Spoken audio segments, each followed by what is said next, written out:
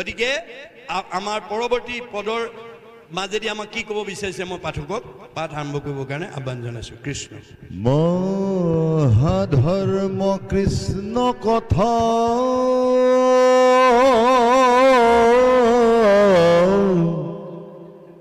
শ্ৰৱণ কীৰ্তন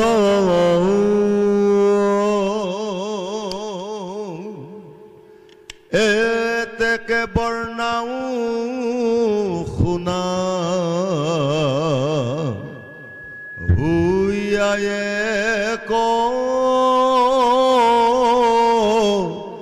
মন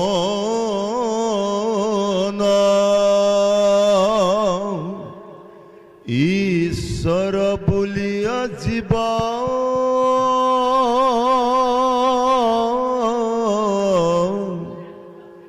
মানহাৱা মাকো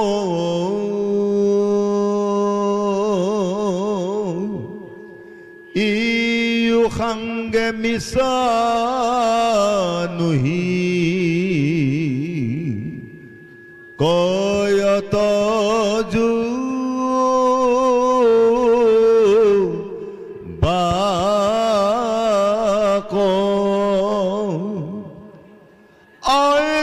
জাতু ঈশ্বৰৰ কৰ্ম আমাত আশ্ৰয় কৃষ্ণ সেৱাতেহে মোৰ ইটো মহোদয় কৃষ্ণ পাদ পদ্ম মই কৰিছো আশ্ৰয় তাতে সেই আমাক লোকে ঈশ্বৰ বোলয়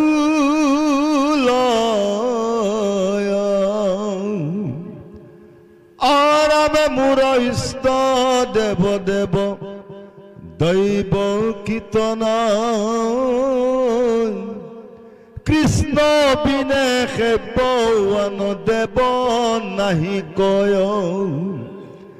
যাৰ প্ৰকাশিত ইটো সমস্তে জগত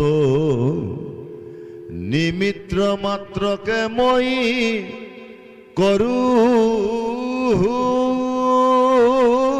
বে কত নমো নমো হেন ভগ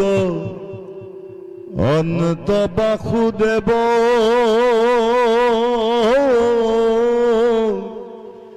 কায় বাক্য মনে তান পাৱে কৰোঁ সেৱ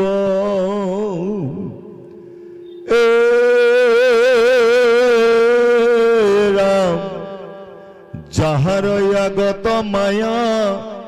ৰবে নপাৰিয়া লাজে ভয়ে দূৰ হুয়া থাকে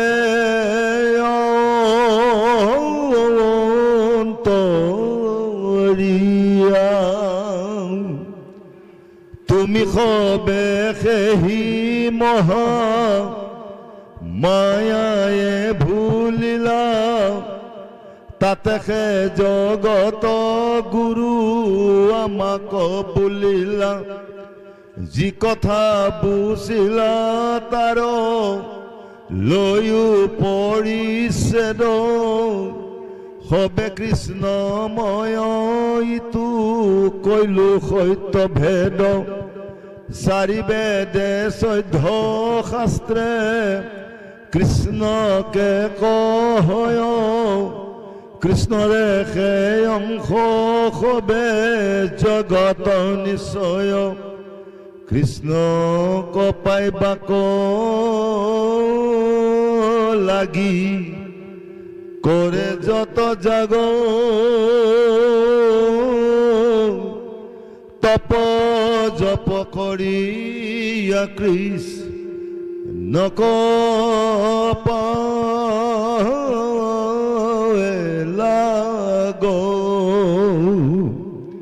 জ্ঞান পথে কৃষ্ণকে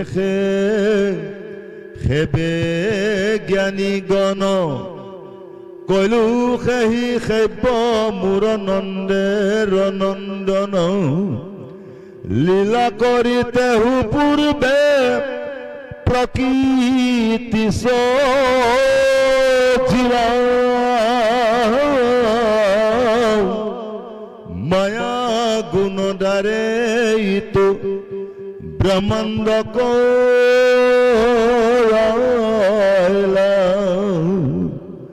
তাহাৰ ভিতৰে ভৈলা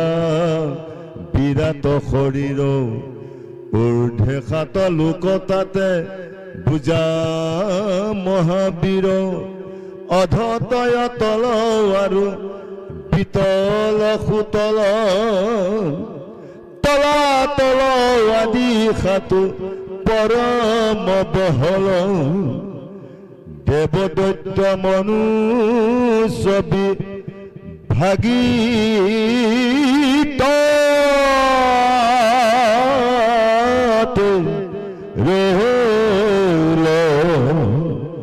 চাৰি বৰ্ণ কৃষ্ণ হত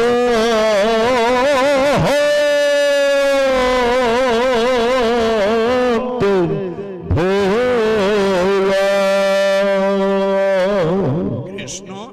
এইখিনিলৈকে নাৰদে কৰা প্ৰশ্নৰ প্ৰত্যুত্তৰ হিচাপে দেউতাক অৰ্থাৎ পিতাক ব্ৰহ্মাই দিয়া উত্তৰৰ মাজেদি আমাক কি শিকাব বিচাৰিছে আমি তাৰ ওপৰত আলোচনা কৰিম কৈছে মহাধৰ্ম কৃষ্ণ কথা শ্ৰৱণ কীৰ্তন এতেকে বৰ্ণাও শুনা হুয়া এক মন যে কৃষ্ণ কথা শ্ৰৱণ কীৰ্তন কৰাটো এক মহাধৰ্ম ধৰ্ম বুলি আমি দেখুৱাই দিব নোৱাৰো ধৰ্ম শ্ৰেষ্ঠ আছে দিব্য জ্ঞান পায় আমাৰ এটা জ্ঞান আছে যাক দিব্য জ্ঞান বা দৈবিক জ্ঞান বুলি কোৱা হৈছে যাৰ জৰিয়তে হৰিৰ পৰম মংগল কথাক সততে ফুৰিব গায় আমাৰ মানুহৰ স্বভাৱটো কেনেকুৱা হ'ব লাগে সততে আমি বন্ধু বান্ধৱ আলহী অতিথি ভগত বৈষ্ণৱ লগ পালে ঈশ্বৰৰ কথা পাতিব লাগে হৰিৰ পৰম মংগল কথাক সততে ফুৰিব গায় মানুহৰ বাদে আন জীৱই ঈশ্বৰৰ কথা পাতিব নোৱাৰে সেইকাৰণে বেদত ইতৰ প্ৰাণীৰ লগত চাৰিটা বিষয়ত আমাৰ বৈসাদৃশ্য নাই বুলি কৈছে দেই মনত ৰাখিব আহাৰ নিদ্ৰা ভয় মৈথুনৈশ্য সামান্যম এতৎ পশুৰভি নৰানাম এই চাৰিটা আমাৰো আছে গৰু ছাগলীৰো আছে আমিও আহাৰ খাওঁ গৰু ছাগলীও খায় আমিও জিৰণি লওঁ তেওঁলোকেও লয় আমিও সন্তান জন্ম দিওঁ তেওঁলোকেও দিয়ে আমিও মৰিবলৈ ভয় কৰোঁ তেওঁলোকেও ভয় কৰে এই চাৰিটা বিষয়ত ইতৰ প্ৰাণীৰ লগত আমাৰ পাৰ্থক্য নাই আমাৰ পাৰ্থক্যটো ক'ত আছে ধৰ্মহি তেইছাম অধিক বিশেষ ইতৰ প্ৰাণীতকৈ আমাৰ ধৰ্মগুণটো বেছি আছে যিটোৰ দ্বাৰা আজি আমি একেলগে বহি ঈশ্বৰৰ কথা শুনিব পাইছোঁ এই ধৰণে যদি বছৰি বছৰি বা বছৰটোত একাধিকবাৰ যদি আমি এনেকৈ ঈশ্বৰৰ কথা শুনি থাকিব পাৰোঁ তেতিয়াহ'লে এই ধৰ্মগুণে আমাক কি কৰিব ঈশ্বৰ প্ৰাপ্তিত সহায় কৰিব কেনেকৈ সৰ্বপল্লী ৰাধাকৃষ্ণনে সংজ্ঞা দিছে religion binds men to men and men to God আমি এনেকৈ ঈশ্বৰৰ কথা সঘনে শুনি থাকিলে ইজনৰ প্ৰতি সিজনৰ ভাল পোৱা ভাৱটো আমাৰ বাঢ়ি বাঢ়ি গৈ থাকিব ইজনে সিজনক ভাল পালেহে আমি ভগৱানক ভাল পাব পাৰিম ভগৱানে কৈছে মোক ভাল পোৱাৰ আগতে নিজৰ পৰিয়ালটোক ভাল পাবলৈ শিকিবা মোক ভাল পোৱাৰ আগতে সীমাঘৰীয়া মানুহক ভাল পাবলৈ শিকিবা মোক ভাল পোৱাৰ আগতে তোমাৰ ঘৰলৈ অহা আলহী অতিথি ভকত বৈষ্ণৱ বন্ধু বান্ধৱক ভাল পাবলৈ শিকিবা মোক ভাল পোৱাৰ আগতে দেখাজনক ভাল পাবলৈ শিকিবা দেখাজনকেই যি ভাল নাপায় নেদেখাজনক ভাল পোৱাৰ অধিকাৰ নাই মনত ৰাখিব কথাটো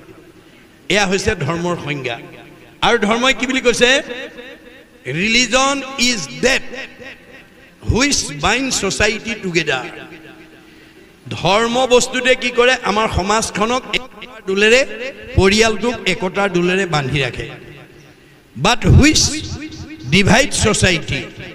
breaks it up into parts and makes people fight one another is অধৰ্ম বুলি কৈছে আপুনি বাহিৰৰ পৰা দেখিছে ঘৰখনৰ পকা ঘৰে দুৱাৰে গাড়ীয়ে মটৰে ধনে ধানে ঐশ্বৰ্য বিভূতিয়ে ভৰপূৰ হৈ আছে ভিতৰত গৈ সোমাই দেখিলে শাহু বোৱাৰীৰ মাজত মাতবোল নাই দেউৰকে ন বয়েকৰ মাতবোল নাই ককাই ভাইৰ প্ৰতি ইজনৰ প্ৰতি সিজনৰ সদ্ভাৱ নাই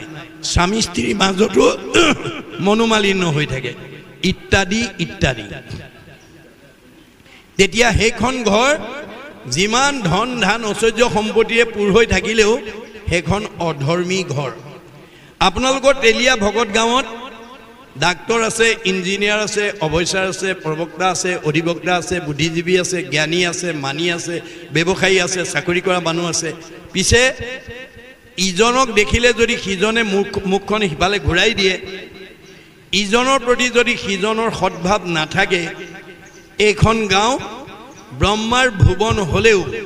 ইয়াত থকাৰ যোগ্যতা নাই বুলি কৈছে এখন অধৰ্মী গাঁও এই পৰিৱেশটো আমি আমূল পৰিৱৰ্তন আনিব পাৰিম কেনেকৈ এই ভাগৱতৰ কৃষ্ণ নামৰ নদীখন যদি আমি সঘনে বোৱাব পাৰোঁ আমাৰ ভাগৱতত কৈছে কৃষ্ণ নাম কীৰ্তনৰ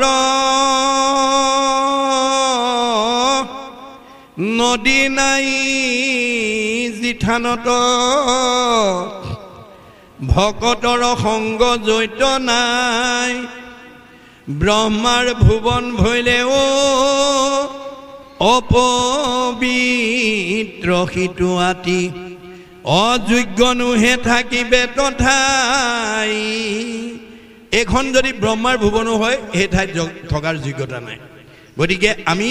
এই ভাগৱতৰ কৃষ্ণ নামৰ নদীৰ দ্বাৰা আমি ধৰ্ম প্ৰতিষ্ঠা কৰিব পাৰিম ইজনৰ প্ৰতি সিজনৰ ভাল পোৱা ভাৱে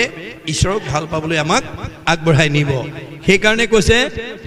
যে মহাধৰ্ম কৃষ্ণ কথা শ্ৰৱণ কীৰ্তন ঈশ্বৰৰ কথা শুনাটোৱে হৈছে মহাধৰ্ম এতেকে বৰ্ণাও শুনা হুয়া আগমন এই বিষয়ে তোমাক মই বৰ্ণনা কৰোঁ তুমি শুনা ঈশ্বৰ বুলিয়া যিবা মানাহা আমাক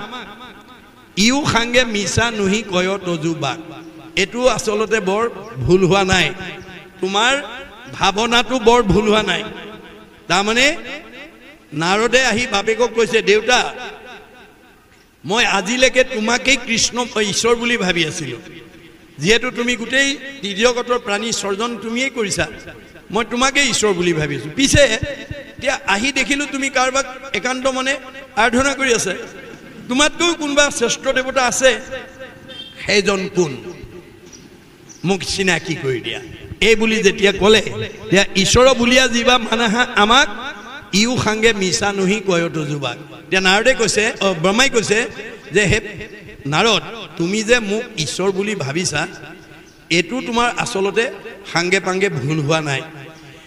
জাতো ঈশ্বৰৰ কৰ্ম আমাতো আশ্ৰয় কাৰণ ঈশ্বৰে কৰিবলগীয়া কামবিলাক মই কৰি আছোঁ সৃষ্টি কৰ্মবিলাক মই কৰি আছোঁ কৃষ্ণ সেৱা দেখে মোৰ ইটো মহোদয় আৰু এই কৃষ্ণৰ আদেশ মানি কৰ্মবিলাক কৰাটোৱে মোৰ মানে লক্ষ্য আৰু উদ্দেশ্য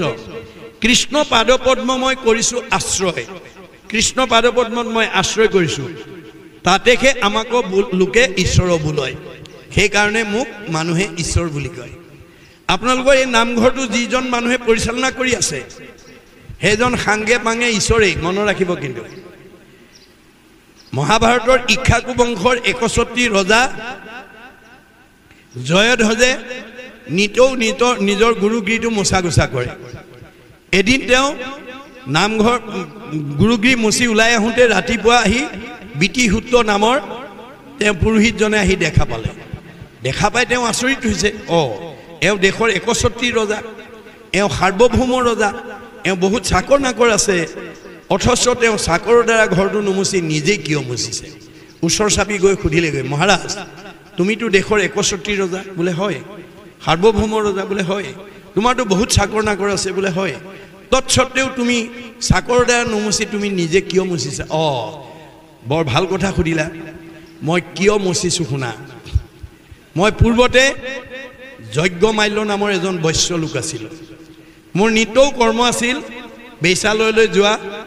আৰু পৰদ্ৰব্য হৰণ কৰা এই অসৎ কামত আত্মনিয়োগ কৰা দেখি আভিজাত্য পৰিয়ালৰ পিতৃ মাতৃ ভাতৃগণে মোক মাতি আনি বুজালে বোপাই তই যদি এনেকুৱা বেয়া কামত আত্মনিয়োগ কৰ আমাৰ বংশৰ মৰ্যাদা হানি হ'ব তই আজিৰ পৰা এই বেয়া কামৰ পৰা আঁতৰি আহিব লাগে মই পিতৃ মাতৃ ভাতৃগণৰ কথা শুনিলোঁ পিছে মই সেই কামত যিটো সোৱাদ পাইছিলোঁ আনন্দ পাইছিলোঁ তাক এৰিব নোৱাৰি মই পুনৰ যেতিয়া সেই কামত আকৌ আত্মনিয়োগ কৰিলোঁ বংশৰ মৰ্যাদা হানি হোৱাৰ ভয়ত পিতৃ মাতৃ ভাতৃগণে মোক মৰিয়াই কিলাই তেজপুত্ৰ কৰি খেদি পঠিয়ালে মই কান্দি কান্দি গৈ এখন অৰণ্যৰ মাজমজিয়াত প্ৰৱেশ কৰিলোঁ আৰু তাত দেখিলোঁ কোনো ঋষিমুনি যোগীয়ে ঈশ্বৰক ধ্যান কৰি সিদ্ধি সাধন কৰি পৰিত্যক্ত এটা মন্দিৰ দেখা পালোঁ আৰু তাতেই মই খন্তেক জিৰণি লওঁ বুলি গৈ ঠাইখন পৰিষ্কাৰ কৰি সাৰি মচি মই শুলোঁ টোপনি গ'ল কালসৰ্পই দংশন কৰিলে মোৰ মৃত্যু হ'ল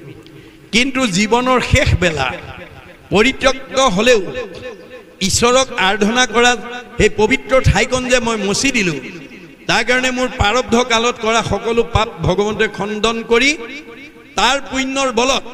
মোক এই জন্মত ইক্ষ্বাকু বংশৰ ৬১টি ৰজা কৰি জন্ম দিছে আৰু জাতিস্মৰ শক্তিৰ বলত সেই কথা মই উপলব্ধি কৰি তুমি কোৱাৰ দৰে মোৰ চাকৰ নাকৰ থকা স্বত্তেও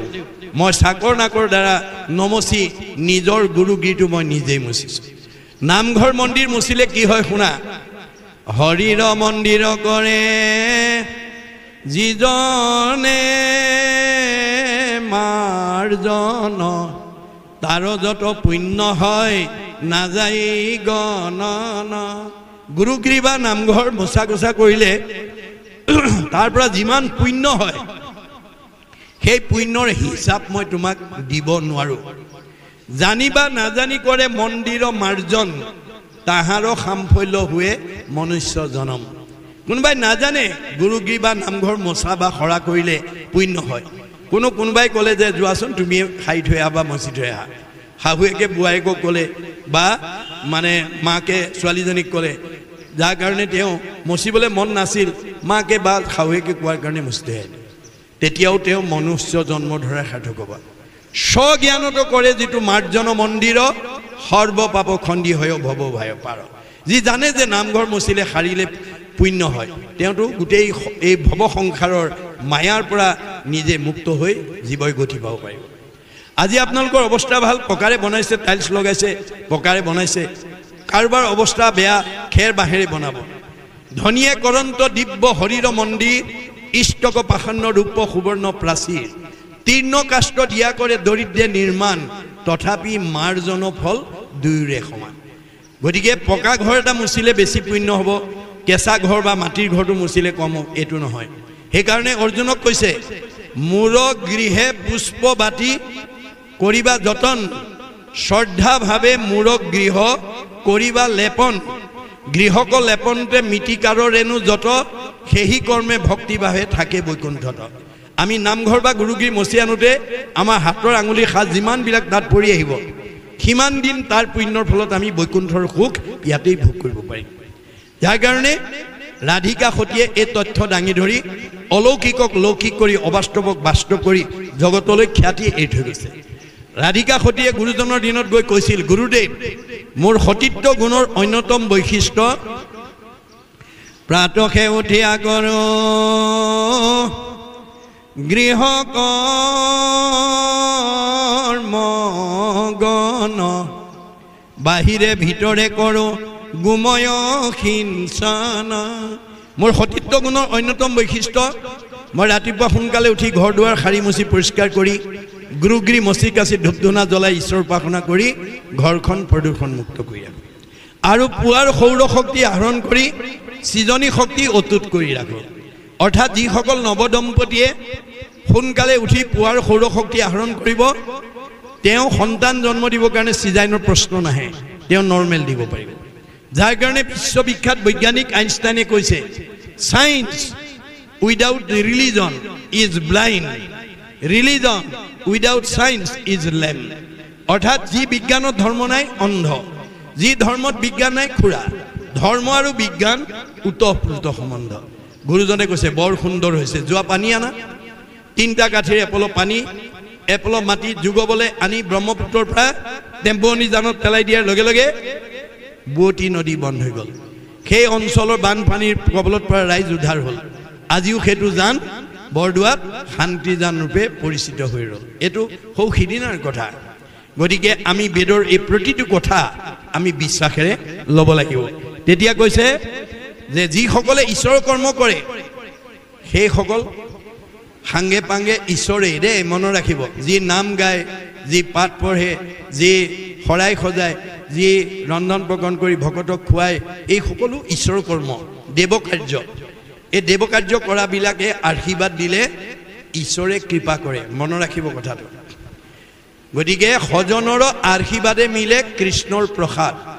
এতিয়া কাৰো ঘৰলৈ কলি যুগত বৈকুণ্ঠপতি কৃষ্ণ আহি তোমালোকৰ ল'ৰা ছোৱালীকেইটা আয়ুষ্মান ভৱ, পঢ়া শুনাত ভাল হ'ব, পৰীক্ষা ভাল হ'ব, ঘৰখন মংগল হ'ব, এই বুলি কোনো ঘৰলৈ কোনো সমাজলৈ বৈকুণ্ঠপতি কৃষ্ণ কলি যুগত নাহে। কোন আহিব? আমাৰ ভাগৱতত কৈছে হৰিৰ মূৰ্তিক হৰি ভক্তক দেখিবা, শক্তি অনুৰূপে তাৰ প্ৰীতি আচৰিবা, সমস্ত ভূততে আছে ভগৱান, সেহি ভাবি সবাকো কৰিবা বহুমান। ভগৱান চবতে আছে, কিন্তু মূৰ্তিমন্ত হৈ ভকত বৈষ্ণৱ সাধু মহন্তত আছে। আপোনালোকৰ ঘৰলৈ অহা আলহী অতিথি ভকত বৈষ্ণৱক শক্তি অনুৰূপে, অৰ্থাৎ আছে যদি ধূপ এডাল জ্বলাব, নহ'লে ঠাইকণ মুচি বহুৱাই লৈ সেৱা এটা কৰি ল'ৰা ছোৱালী আশীৰ্বাদ এটা ল'ব। সচেতন মাক বাপেকেহে জানে তেওঁৰ স্কুললৈ পঠিওৱা ল'ৰা ছোৱালীকেইটা পঢ়া শুনাত ক'ত দুৰ্বলতা আছে। অংকত দুৰ্বলতা নে, ইংৰাজীত দুৰ্বলতা নে, সমাজ অধ্যয়নত দুৰ্বলতা নে, বিজ্ঞানত দুৰ্বলতা নে, ছবিত দুৰ্বলতা, মাক বাপেকেহে জানে। কিন্তু আপুনি কোনো ল'ৰা ছোৱালী এটা কোনো বিষয়ত দুৰ্বলতা বুলি জানিলেই নহ'ব। ভাগৱতে কৈছে তুমি তাক সবলতালৈ নিয়াৰ ব্যৱস্থাটো ভাগৱতৰ নীতিৰ দ্বাৰা বাস্তৱত ৰূপায়ণ কৰিবা। অৰ্থাৎ আপোনাৰ ঘৰলৈ অহা ভকত বৈষ্ণৱৰ ওচৰত সেই ল'ৰা ছোৱালীকেইটা আনি আপুনি এটা আশীৰ্বাদ ল'ব। ক'ব প্ৰভু কৃপা কৰি আশীৰ্বাদ এটা দিয়ক। ছোৱালীজনী ইংৰাজীত বৰ দুৰ্বল, ল'ৰাটো অংকত বৰ দুৰ্বল। 10জনে যদি মূৰত হাত দি হ'ব তোমাৰ ঈশ্বৰে কৃপা কৰিব, ভালকৈ বছ। সজনৰ আশীৰ্বাদে মিলে কৃষ্ণৰ প্ৰসাদ। এতিয়া আমি কলি যুগৰ মানুহে কৃষ্ণক পাবলৈ হ'লে আমি পোনপটীয়াকৈ পাব নোৱাৰোঁ। আমি কেনেকৈ পাম? গীতা ভাগৱতে কৈছে কৃষ্ণক পাইবাৰ জানা ভকতিহে পন্থ, ইহাক কহে গীতা ভাগৱত গ্ৰন্থ। গীতা ভাগৱতে কৈছে কলি যুগৰ মানুহে ভগৱন্তক পালে ভকতিৰ দ্বাৰা পাব। আৰু সেই ভকতিটো ক'ত কৰিব লাগিব? ভকতত ভকতি দানে কৰু গুৰু দায়া প্ৰণয় অধিক। আমি জন্ম দিয়া ল'ৰা ছোৱালীকেইটাতকৈও আমাৰ ভকতৰ প্ৰতি শ্ৰদ্ধা ভক্তি মৰম আদৰ বেছি হ'ব লাগিব। আৰু ভকতে আশীৰ্বাদ দিলে ভগৱন্তই কৃপা কৰিব। এয়া হৈছে আমাৰ ভাগৱতৰ দৰ্শন। এইমতে আমি কৰি যাব লাগিব। যাতো ঈশ্বৰৰ কৰ্ম আমাতো আছয়, কৃষ্ণ সেৱাতেকে মোৰ ইটো মহোদয়। যিহেতু মই কৃষ্ণৰ কৰ্ম কৰিছোঁ, গতিকে কৃষ্ণ সেৱাই মোৰ মূল কৰ্ম। কৃষ্ণ পাদপদ মই কৰিছোঁ আশ্ৰয়, তাতেহে আমাকো লোকে ঈশ্বৰ বোলয়। মই কৃষ্ণৰ ভকত কাৰণে, কৃষ্ণ কৰ্ম কৰিছোঁ কাৰণে মোকো মানুহে ঈশ্বৰ বুলিয়েই কয়। মোৰ ইষ্টদেৱ দেৱ দৈৱকী তনয়। পিছে বোপাই মোৰ আচল ইষ্ট দেৱতা হৈছে দৈৱকী তনয় কৃষ্ণ। কৃষ্ণ বিনে সেব্য আন দেৱ নাহি কয়। কৃষ্ণতকৈ আৰু উপাস্য দেৱতা বেলেগ নাই। কৃষ্ণক পুজিলে পূজা সমস্তৰে হয়। আমি কৃষ্ণক যাতে ঘৰত ৰাখিব পাৰোঁ, কৃষ্ণৰ যাতে সেৱা কৰিব পাৰোঁ। কাৰণ যিটোজনে যাই হৰি নাম সেৱী, পাছত ফুৰে যত দেৱ দেৱী। যতেক তীৰ্থে তাক স্তুতি কৰৈ, তাৰো বায়ু পাব সমস্ত হৰৈ। গতিকে আমি যদি কৃষ্ণৰ সেৱা কৰি যাওঁ, কৃষ্ণৰ নাম লৈ যাওঁ, আমাৰ পিছত কৃষ্ণ যাব। কৃষ্ণ যোৱাৰ লগে লগে তেওঁৰ আজ্ঞাবাহী ব্ৰহ্মাকে প্ৰমুখ্য কৰি 33 কোটি দেৱতা তেওঁ পিছে পিছে যাব গতিকে সেইজনক দেখি কোনবাই যদি কৃষ্ণ বাপজন বা আইগৰাকী গৈছে বুলি ক'ব পাৰে বিষ্ণু বৈষ্ণৱক দেখি কৰৈ নমস্কাৰ হৰৈ কোটি জনমৰ পাতকতাহাৰ আপুনি সেৱা কৰি দিয়াৰ লগে লগে কোটি জন্মৰ পাপ বিনাশ হৈ যাব আমাৰ ভাৱনাবিলাক কাছৰ দৰে হ'ব লাগে কাছৰ বৈশিষ্ট্য কি বালিত কণী পাৰে পানীত উমনি দিয়ে বালিত কণী পাৰি পানীত উমনি দি ভাৱৰ দ্বাৰা বালিত কণী ফুটাই দিয়ে যেহেন কচ্ছপে তৰে ডিম্ব পাৰি জল মাজে ফুকা ৰয় সেইমতে সন্তে বিষয়তে থাকি সদায়ে মুখ চিন্তয় সন্ত মহন্ত ভক্ত বৈষ্ণৱসকলে বৈদিক যুগৰ দৰে ঈশ্বৰৰ ভক্তি কৰিবলৈ লৰা তিৰোতা এৰি ঘৰ দুৱাৰ এৰি গছৰ তললৈ নিৰিবিলি স্থানলৈ বদৰিকা চামলৈ এতিয়া যাব নালাগে আপুনি পদুম ফুলৰ দৰে বাস কৰক কেনেকৈ ব্ৰহ্মণা ধ্যায় কৰ্মাণি সংগং ত্যক্তে কৰোতি যশ লিপ্ততে নশ পাশুন পদ্ম পত্ৰম মিমাম ভাস পদুম ফুল বোকা পানীতেই সৃষ্টি হয় কিন্তু বোকা পানীয়ে কোনোদিন পদুম ফুলক লিপ্ত কৰি ৰাখিব নোৱাৰে গতিকে সন্ত মহন্ত ভক্ত বৈষ্ণৱসকল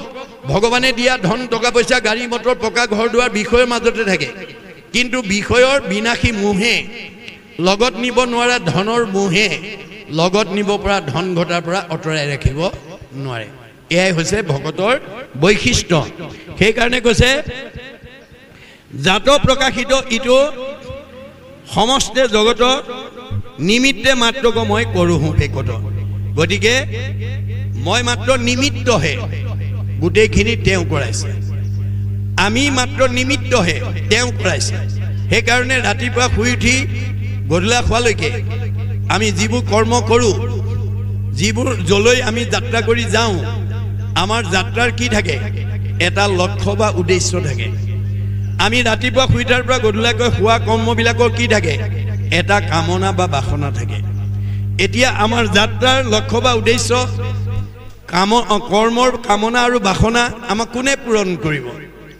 আমাৰ কিবা লক্ষ্য বা উদ্দেশ্য নোহোৱা কোনোবা ঠাইলৈ কোনোবা মানুহ যায় নেকি বাৰু নাযায়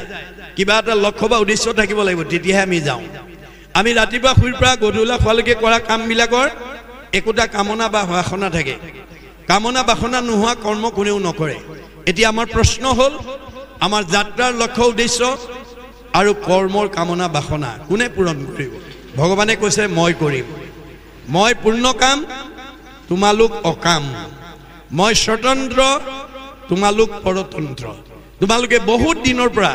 কৰবালৈ যাম বুলি ভাবি থাকিলেও নিৰ্দিষ্ট দিনা যাব নোৱাৰিবও পাৰা যদি মই যাব নিদিওঁ খাম বুলি বাঢ়ি লোৱা ভাত কাহিও খাবলৈ নাপাব পাৰা যদি মই খাব নিদিওঁ শুম বুলি পাৰি থোৱা বিচনাখনতো শুবলৈ নাপাব পাৰা যদি মই শুব নিদিওঁ মই স্বতন্ত্ৰ তোমালোক পৰতন্ত্ৰ মই পূৰ্ণ কাম তোমালোক অকাম গতিকে তোমালোকৰ কামনা মই পূৰণ কৰিম সেইকাৰণে যাত্ৰাৰ কালত মোৰ নাম ল'বলৈ আৰু কৰ্মৰ পাৰমান্তে মুঠ অৰ্পণ কৰিবলৈ নাপাহৰিবা যত ধৰ্ম কৰ্ম কৰা কৃষ্ণত অৰ্পণ তেবে অপ্ৰয়াসে সিজিবেক প্ৰয়োজন মই কৰিছোঁ বুলি অহংকাৰে নকৰিব তেতিয়া কি হ'ব সুখ বিচাৰি পাব দুখৰ উপৰি দুখ মই বুলি কৰা ভাৱত অহংকাৰ থাকে অহংকাৰে আমাৰ জীৱনলৈ পতন আনে গতিকে আমি দাস্যত্বভাৱে আমি ঈশ্বৰৰ কৰ্মবিলাক কৰি যাব লাগে তেতিয়া আমাৰ জীৱনত কোনোদিন আমি বিফল হ'ব নালাগে গতিকে আপুনি ল'ৰা ছোৱালী স্কুললৈ গৈছে বোপাই কৃষ্ণ বুলি কৈ যোৱা ককাক বহি আছে ককাক সেৱা এটা কৰি যোৱা আইতাক সেৱা এটা কৰি যোৱা ভকত বহি আছে ভকতক সেৱা এটা কৰি যোৱা এই নিয়ম আপোনালোকে শিকাব আপোনালোকে নিয়ম সৰুৰ পৰা ল'ৰা ছোৱালীক শিকাব হেন জানি শিশু হ'ব এৰা আন কৰ্ম ধৰিও কুমাৰ কালে ভাগৱত ধৰ্ম ভক্তি ধৰ্মৰ শিক্ষা আপোনালোকে দিব লাগিব যদি আপোনালোকে নিদিয়ে তেতিয়াহ'লে বৃদ্ধ বয়সত আপোনাক ঘৰৰ পৰা খেদিবলৈ তেওঁ বেছি সময় নালাগে মানে যিবিলাক ল'ৰা ছোৱালীয়ে আজি বৃদ্ধ বয়সত মাক বাপেকক ঘৰৰ পৰা উলিয়াই খেদিছে সেই একেটা সময়তে বিশ্ব বিজেতা নেপোলিয়নক এজন ফ্ৰান্সবাসীয়ে প্ৰশ্ন কৰিছিল হে নেপোলিয়ন পৃথিৱীত তোমাৰ আটাইতকৈ মান্যবৰ লোক কোন তেওঁ উত্তৰত কি বুলি কৈছিল I will give higher respect to my parents who have able to seen me in this beautiful world যি পিতৃ মাতৃয়ে জন্ম দি মোক এই বিচিত্ৰ সংসাৰ দেখালে মোৰ মানৱ জীৱনত তেওঁলোকতকৈ মান্যবৰ লোক আৰু দ্বিতীয় নাই যাক শংকৰদেৱে আদি গুৰু পিতৃ মাতৃ বুলি কৈ গৈছে আজি আমাৰ এই ভাগৱতৰ তথ্য নজনাৰ কাৰণে তেনে জন্মদাতা পিতৃ মাতৃকো ঘৰৰ পৰা বৃদ্ধ বয়সত খেদি দিবলৈ আজি কিছু সকল কোৱালিফাইড মানুহ উচ্চপদস্থ বিষয়ত চাকৰি কৰা মানুহে কুণ্ঠাবোধ কৰা নাই গতিকে সেইসকল মানৱ নহয় সেইসকল দানৱ গতিকে তেওঁলোকৰ জীৱনৰ সাৰ্থকতা নাই তেওঁলোকৰ জীৱন ধিক এই কথা আমাক ভাগৱতে কৈছে নমো নমো হেন ভগৱন্ত বাসুদেৱ কায় বাক্য মনে টানে পাৱে কৰো সেৱ কায় বাক্য মন একনিষ্ঠ কৰি ভগৱন্তক সেৱা ভক্তি আমি কৰিব লাগে যাহাৰ আগত মায়া ৰৈবে নপাৰিয়া লাজে ভয়ে দূৰ হৈয়া থাকে আন্তৰিয়া পোহৰৰ ওচৰত যেনেকৈ আন্ধাৰ থাকিব নোৱাৰে ভক্তিৰ ওচৰত মায়া থাকিব নোৱাৰে আপুনি ঈশ্বৰত ভক্তি কৰক মায়া আঁতৰি যাবলৈ বাধ্য হ'ব এই তথ্য দিছে আমাক সেইকাৰণে কৈছে যে তুমি সবে সেই মহা মায়াই ভুলিলা তাতে সেই জগতৰ গুৰু আমাক ভুলিলা তুমিও সেই মায়াত মোহিত হোৱাৰ কাৰণে মোকেই জগতৰ ঈশ্বৰ বুলি তুমি ভাবিছা যি কথা পুছিলা তাত লৈও পৰিছে সবে কৃষ্ণময় ইটো কৈলো সত্যভেদ যে এই গোটেই জগত কৃষ্ণময় আমি তেওঁৰ নিমিত্তহে আমাৰ নিজস্বতা নাই আমি জড় তেওঁ চৈতন্য কৰি নাৰাখিলে আমি জড় মানে চৈতন্য হ'ব নোৱাৰো চাৰি বেদ 14 শাস্ত্ৰে কৃষ্ণকে কয় কৃষ্ণ ৰেখে অংশ হবে জগত নিশ্চয় আমি সকলো তোমাৰ ৰেখে অংশ আমি যত জীৱ যাওঁ তোমাৰ মায়াই প্ৰভু বান্ধিলে আমাক এতিয়া মায়াই পায় মতা মাইকী বগা কলা ওখ চাপৰ শকত ক্ষীণ আপোন পৰ চুত বৰ ধনী দুখীয়া ইত্যাদি ভাৱে আমাক ক্ৰিয়া কৰিছে এয়া হৈছে মায়া আমি ভগৱানৰ ওচৰত প্ৰাৰ্থনা জনাব লাগে কি বুলি দিও উপদেশ ভজু তোমাৰ চৰণে কৰ্মৰ বন্ধন সিন্ধু শ্ৰৱণ কীৰ্তনে আজিৰ দৰে যদি ঈশ্বৰৰ কথা শ্ৰৱণ কীৰ্তন কৰে তেতিয়া আমাৰ সেই মায়াৰ বন্ধ ভিদ্যতে হৃদয় গ্ৰন্থি ছিদ্যতে সৰ্বসংশয় আমাৰ কৰ্মবাসনাৰ যিবোৰ গাঁঠি আমাৰ জীৱৰ লগত লাগি আহিছে যাৰ কাৰণে একে তেলীয়া গাঁও ভকত গাঁৱতে বাস কৰি থকা মানুহ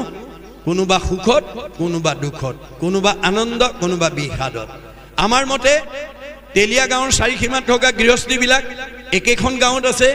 একে বায়ু সেৱন কৰিছে একে আহাৰ গ্ৰহণ কৰিছে সবৰে সুখ দুখ একে হ'ব লাগিছিল কিন্তু একে নহয় কিয় আমাৰ দাৰ্শনিক পণ্ডিতে সুখবিলাক একেই তেলীয়া ভকত গাঁৱে নহয় বিশ্বৰ যিমানবিলাক সুখী মানুহ আছে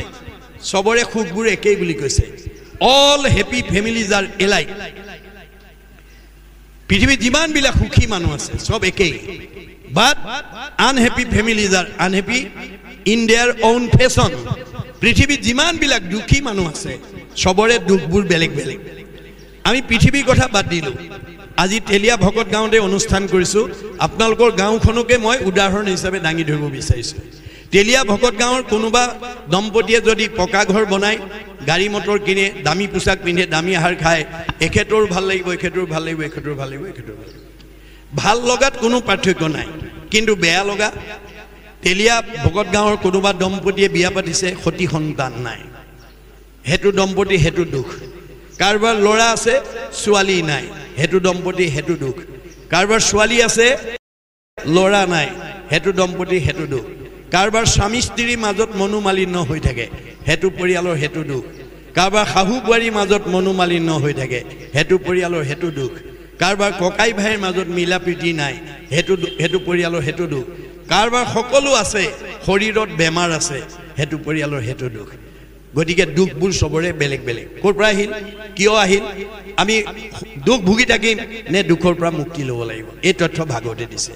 এই দুখবিলাক পূৰ্বজন্ম কৰ্মবন্ধতাৰ কাৰণে আমাৰ লগত লাগি আহিছে যাৰ কাৰণে আমি একেখন গাঁৱতে বেলেগ বেলেগ দুখত ভুগিব লগা হৈছে গতিকে সেই দুখৰ পৰা মুক্ত হ'বলৈ হ'লে আপোনালোকে এই ভাগৱত অনুষ্ঠানটো অব্যাহত ৰাখক ভাগৱত শুনাৰ লগে লগে আমাৰ সেই কৰ্মবন্ধ দুখবিলাক ছিগি ভাগি নাইকিয়া হৈ যাব কৰা পান ফল ইটো যাৰো আছে ভাগ্য যিটো ৰস বিভাৱনত চতুৰ সাধুৰ সংগ অনুসৰি কৃষ্ণ কথা কৰ্ণে ভৰি সমস্ত আপদ কৰা দূৰ ভাগৱত শুনাৰ লগে লগে সমস্ত আপদৰ পৰা আমাৰ জীৱন মুক্ত হৈ যাব এই তথ্য আমাক দিছে এতিয়া কৈছে যি কথা পুছিলা তাৰ লয়ো পৰিছেদ সবে কৃষ্ণময় হয়তো কৈলো সত্যভেদ সকলোকে কৃষ্ণময় দেখা দেহটোৰহে মতা মাইকী বগা কলা ওখ চাপৰ আছে আত্মাৰ নাই গতিকে আত্মা কেনেকৈ আছে সমান পৰিমাণে আছে ঋগ্বেদত কৈছে কে খাগ্ৰ শতভাগস্য শতাংশ সাধিসাত্মক জীৱ সূক্ষ্ম অৰূপ অয়ং সংখ্যাদিটো হি চিৎকণ আমাৰ দেহত ভগৱানৰ পৰম ব্ৰহ্মৰ অংশ কিমান আছে এই বুলি যদি কোনোবাই প্ৰশ্ন কৰে তেতিয়াহ'লে ঋগ্বেদক দোহাই দি ক'ব লাগিব চুলিৰ আগ এডাল 10,000 ভাগ কৰি এভাগ ল'লে যিমান সূক্ষ্ম অণু হয়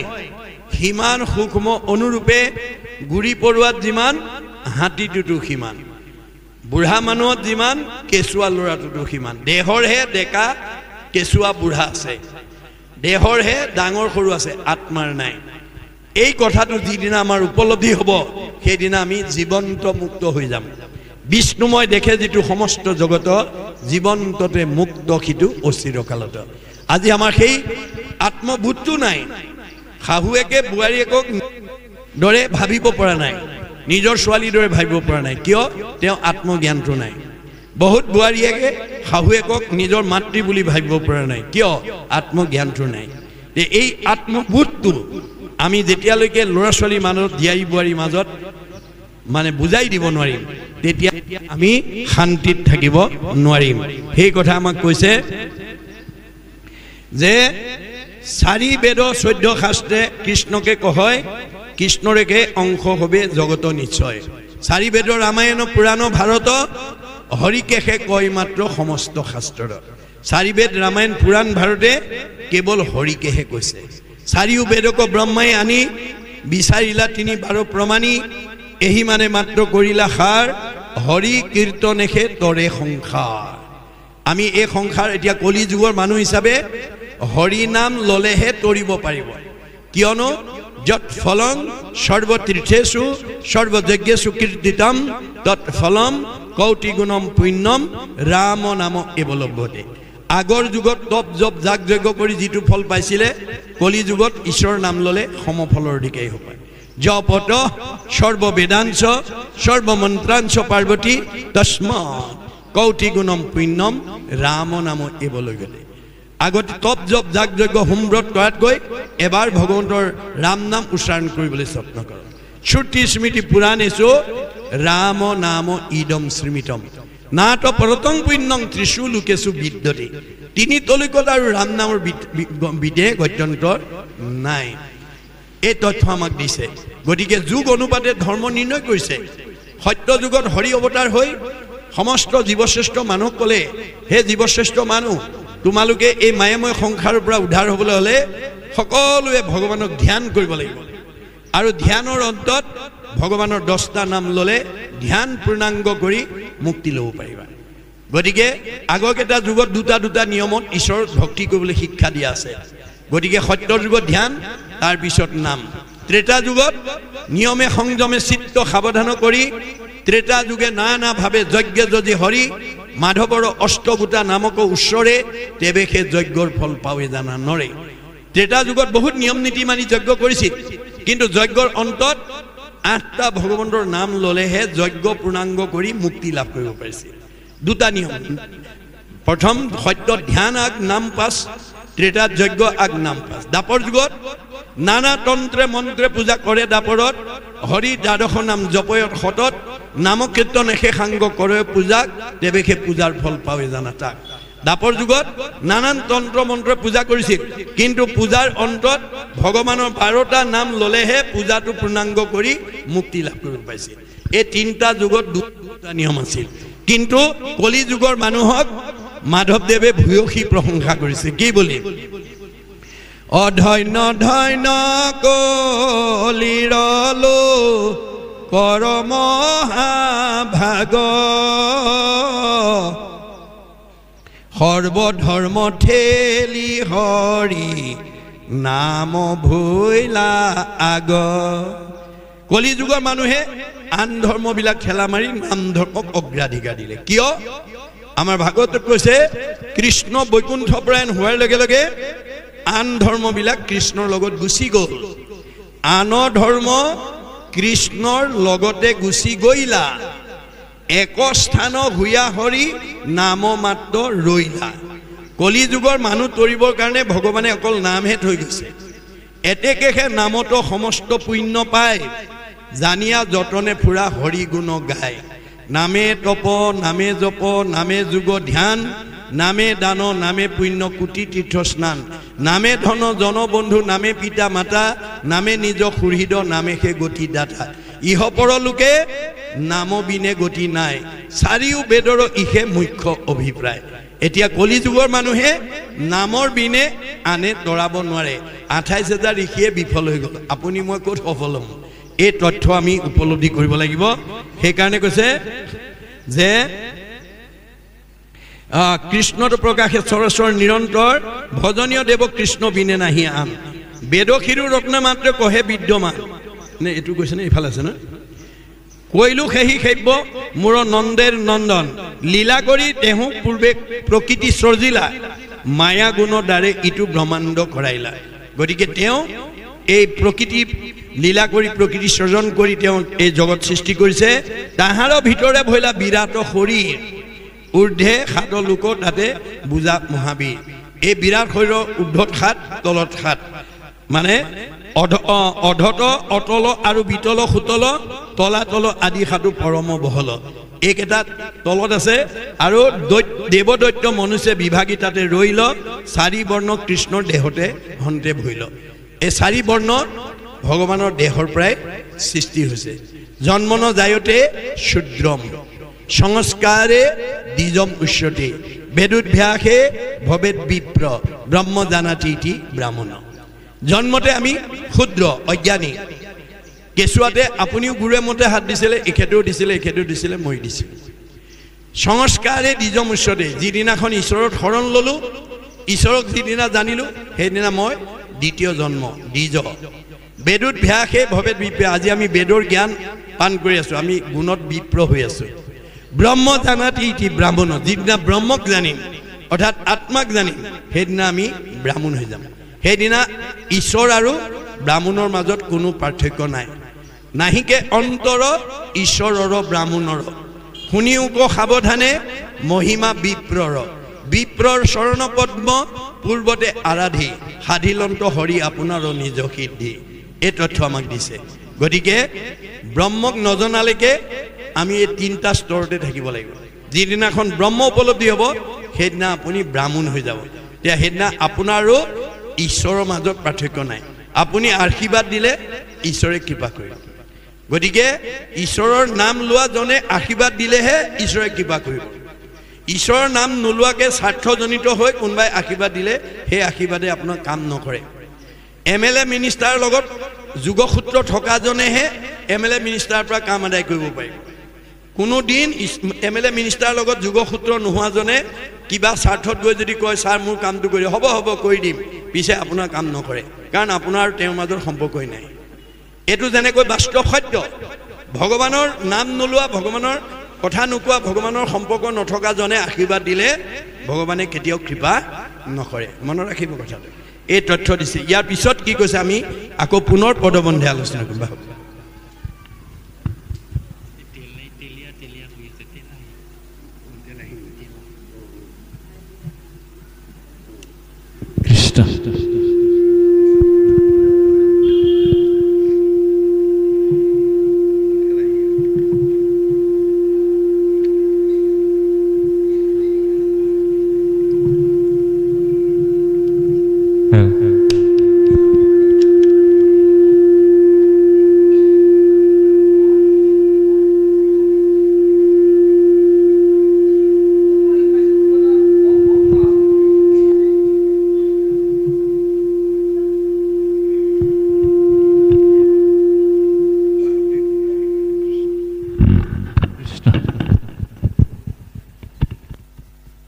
কৃষ্ণ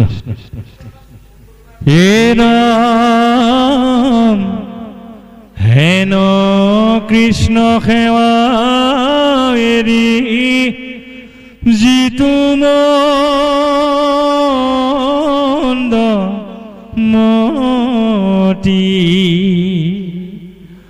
অৱশ্যে মৰি সিটো যাইবে অধু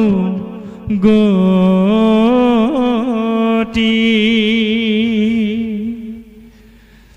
মায়াৰ সৃজনা ইটো ব্ৰহ্মাণ্ড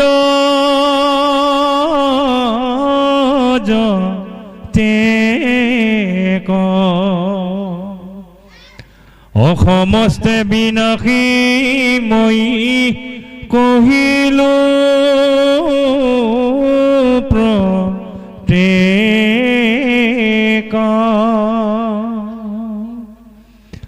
ব্ৰহ্মাণ্ডৰ বাজ সিটো কৃষ্ণৰ নগৰ কদাচিতো নুহি নাখাও জানামনি বৰ অপ্ৰপঞ্চৰ ভিতৰ নুহিকে সিটো থান ভক্তৰ নিমিত্তে কৃষ্ণে কৰিছা নিৰ্মাণ জ্ঞান কৰ্ম জাগ যোগ্য তপস্যাচৰে কদাচিতো বৈকুণ্ঠক নযায় সিটো নৰে শ্ৰৱণে কীৰ্তনে সুখ বৈষ্ণৱে পায় আৰু কৃষ্ণ কথা কহো শুনাম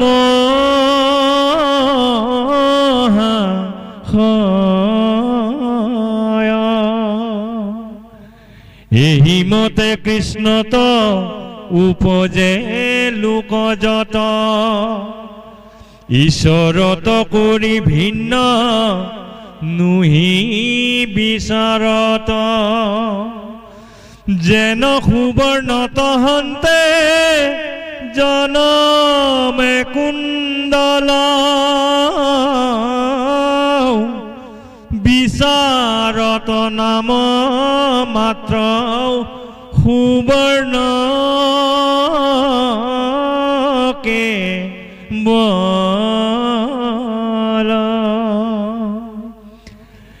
এইৰমে তেকে কৃষ্ণে খে মাত্ৰ নিয়ন্ত ঈশ্বৰ কৃষ্ণতে প্ৰকাশে চৰা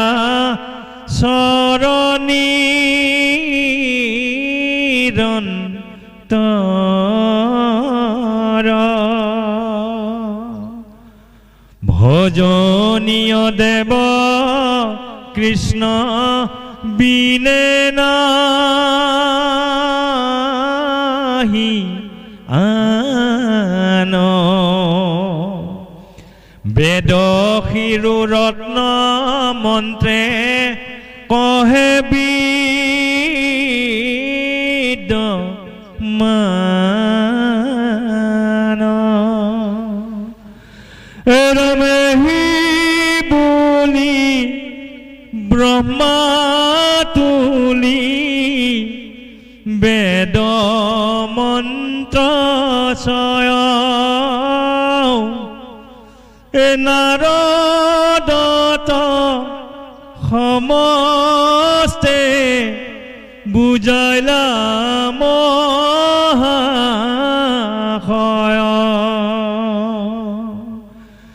হেন শুনি মুনি পুনু পুষন্ত সাদৰি এসবে যদি কৃষ্ণময় পূজাকে ন কৰি কিবা দ্ৰব্য যজ্ঞ কৰা সংশয় মিলিল শুনি ব্ৰহ্মা হৰিষতে কহিবে লাগিলা ধন্য মোৰ পুত্ৰ শুনা অসিদ্ধান্ত হাৰ ময়ো পূৰ্বে হি কথা কৰিছো বিচাৰ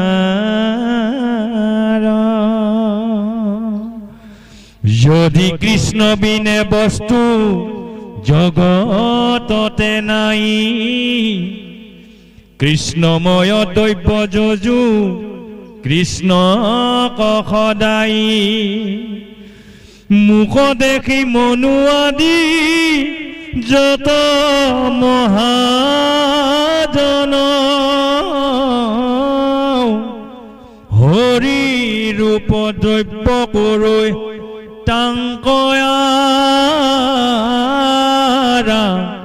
ধন কৃষ্ণ এতিয়া পৰৱৰ্তী পদৰ যোগেদি কৈছে দেৱ দৈত্য মনুষ্য বিভাগী তাতে ৰৈল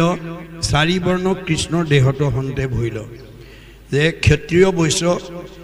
শূদ্ৰ ব্ৰাহ্মণ এই চাৰি জাতি দেহৰ পৰাই সৃষ্টি হৈছে শ্ৰৱণ কীৰ্তন ধৰ্ম চাৰিও বৰ্ণৰ এই ক্ষত্ৰিয় বৈশ্য শূদ্ৰ ব্ৰাহ্মণ এই চাৰি বৰ্ণৰ ধৰ্ম হৈছে শ্ৰৱণ আৰু কীৰ্তন আমি সকলোৱে শ্ৰৱণ কীৰ্তন কৰিবই লাগিব নিজ পিতৃ কৃষ্ণ মাত্ৰ সেইব জগতৰ আমাৰ সকলোৰে পিতৃ কৃষ্ণ হেন কৃষ্ণ সেৱা এৰি যিটো মন্দমতি অৱশ্যেকে মৰি সিটো যাইবে অধুগতি আমি সেই শ্ৰেষ্ঠ কৃষ্ণ দেৱতাক এৰি যদি আন দেৱতা ভজিব পাৰিব কিন্তু সি কলৈ যাব অধুগতি যাব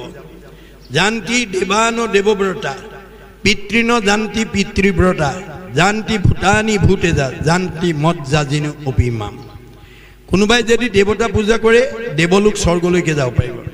পিতৃ ভজিলে পিতৃলোকলৈ যাব পাৰিব ভূত প্ৰেত ভজিলে ভূত প্ৰেত হ'ব পাৰিব আৰু মোক ভজিলে মোৰ ঠাইলৈ যাব পাৰিব এতিয়া আমি কোনটোলৈ যাবলৈ গ'লে লাভ হ'ব সেইটো নিজে সিদ্ধান্ত ল'ব ভক্তি অনুপাৰহে আমাৰ জীৱক গতি কৰিব আমি যদি দেৱতা ভজনা কৰোঁ 33 কোটি দেৱতা তেতিয়া আমি দেৱলোক স্বৰ্গলৈকে যাব পাৰিম কিন্তু তাত আকৌ পুণ্যখিনি ক্ষয় হোৱাৰ পিছত আকৌ নামি আহিব লাগিব কৰৈ নানা হিংসা ধৰ্ম নানা দেৱ পূজৈ পুণ্য ক্ষয় ভৈলে দুনাই নৰকত মজৈ আমি দেৱ দেৱতা পূজা কৰিব পাৰিম সেইটো আমাৰ অধিকাৰ আছে কিন্তু দেৱ দেৱতা পূজা কৰি যিটো পুণ্য হ'ব দেৱ দেৱতা পূজা কৰিলে আমি হিংসা ধৰ্মৰ আশ্ৰয় ল'ব লাগিব বলি বিধান আদি কৰিব লাগিব তাৰ পুণ্যৰ ফলত আমি স্বৰ্গলৈকে যাব পাৰিম কিন্তু স্বৰ্গত যেতিয়া পুণ্যখিনি ভোগ কৰি শেষ হ'ব আকৌ নৰকলৈ নামি আহিব লাগিব সেইকাৰণে আমাৰ শংকৰদেৱে কৈছে যিটো ধৰ্ম আচৰণ কৰিলে আকৌ নৰকলৈ নামি আহিব লাগে সেইটো ধৰ্ম মই জগতবাসীক দিয়া নাই যিটো ধৰ্ম আচৰণ কৰিলে মানুহ এটাৰ পিছত এটা গৈ পৰম গতি পথত গতি কৰিব আৰু ঘূৰি আহিব নালাগে সেইটো মই ধৰ্ম দিছোঁ সেইটোৱে হৈছে নাম ধৰ্ম সনাতন ধৰ্ম গতিকে আমি ভাগৱত শুনাৰ লগে লগে প্ৰথমে দহিব পাতেক ছয় প্ৰথম পাপবিলাক নাইকিয়া হ'ব কৰাইবে মহা পুণ্য উদ্বোধয় পুণ্য উদয় হ'ব মিলাইবে বিষয়ত বিৰগতি বিষয়ৰ প্ৰতি বিৰগতি আহিব কৃষ্ণত পোৱাইবে প্ৰেম ভগতি কৃষ্ণ প্ৰেমৰ প্ৰতি আমাৰ আগবাঢ়ি যাব উপজাইবে আদি বৈষ্ণৱ জ্ঞান আমি সকলো ঈশ্বৰৰ সন্তান বুলি উপলব্ধি হ'ব মায়াকো দহিয়া কৰৈ নিৰ্জান তেতিয়া আপোনপৰ ভাৱবোৰ নাইকিয়া হ'ব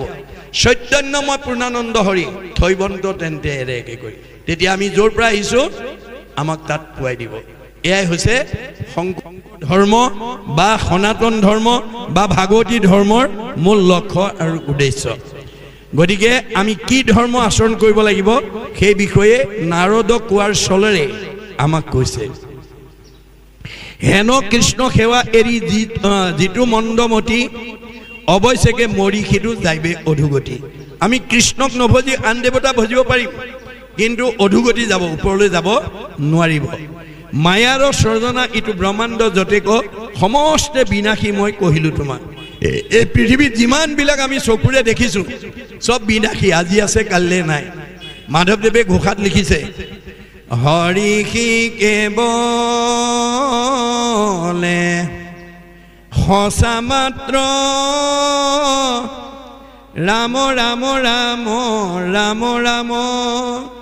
ও তান্ত বিনে মিছা যত দেখি শুনি মানে। আমি কাণেৰে যিমান শুনিছোঁ, চকুৰে যিমান দেখিছোঁ চব মিছা, সঁচা মাত্ৰ হৰি। কিন্তু আমি কি কৰিছোঁ? যিটো মিছা তাক আশা কৰি ৰাম ৰাম ৰাম ৰাম ৰাম ও দুৰাচাৰ মন মৰস কেন অজ্ঞানে। আমি মনটো সদাচাৰ কৰিব নোৱাৰাৰ কাৰণে দুৰাচাৰ মনৰ কবলত পৰি আমি আন দেৱতা ভজনা কৰি আমি বিপথে গৈ আছোঁ। সেইকাৰণে অৰ্জুনক কৈছে, সখী তুমি চাৰিমুঠি দিবৰ ভিতৰত সৰ্বশ্ৰেষ্ঠ। গতিকে ইন্দ্ৰিয় সংযম কৰিবা, মনক সংযম কৰি ঈশ্বৰক ভজিবলৈ যত্ন কৰা, নহ'লে আহিল কণা গ'ল কণা খাগৰি কাটিল তিনি কণা, মানুহৰ জন্ম পোৱাৰ লাভ নহ'ব। এই প্ৰস্তাৱত অৰ্জুনে অসন্তুষ্ট প্ৰকাশ কৰি কৈছিল কি বুলি? হেন শুনি অসন্তোষ কৰন্ত অৰ্জুন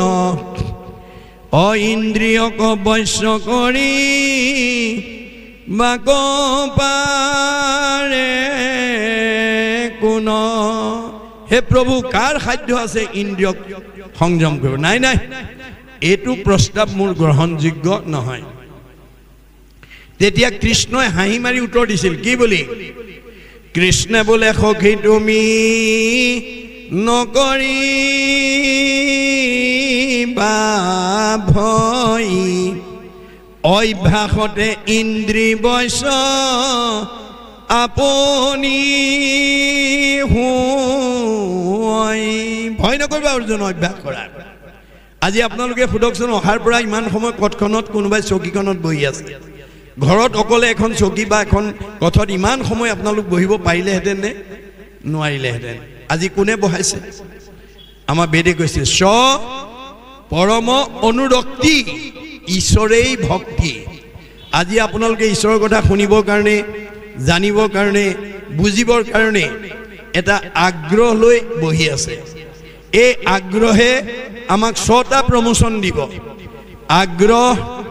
ৰতি, প্ৰীতি, ভক্তি, শান্তি, মুক্তি। মনত ৰাখিব, আপোনালোকৰ আগ্ৰহ লোৱাৰ লগে লগে বহু সময় বহি থাকিলেও আমনি নালাগে। তাৰপিছত আপোনালোকৰ প্ৰীতি, প্ৰেম আহি যাব। প্ৰেম অহাৰ লগে লগে জানিব ভক্তি আহিলে, ভক্তি অহাৰ লগে লগে শান্তি দিব, শান্তিয়ে জীৱক মুক্তি দিব। আমি জীয়াই থাকোঁতে শান্তি পালেহে মৰিলে মুক্তি পাব। জীয়াই থাকোঁতে অশান্তিত থকা জীৱই মৰিলে অধোগতি যাব। জীৱৰ মৃত্যু নাই, গতি আছে, হয় ঊৰ্ধ্বগতি নহয় অধোগতি। শান্তি ধন টকা পইচাই দিব নোৱাৰে। আন যত সবে মিছা ভক্তিৰ অভাৱে। আজিৰ দৰে ঈশ্বৰৰ কথা শ্ৰৱণ কীৰ্তন নকৰিলে আমাৰ জীৱই গতি পাব নোৱাৰে। এই কথা আমাক কৈছে। ব্ৰহ্মাণ্ডৰ বাজ যিটো কৃষ্ণৰ নগৰ, কদাচিতো নুহিনাশ জানা মুনিবৰ। এতিয়া 14 ব্ৰহ্মাণ্ডৰ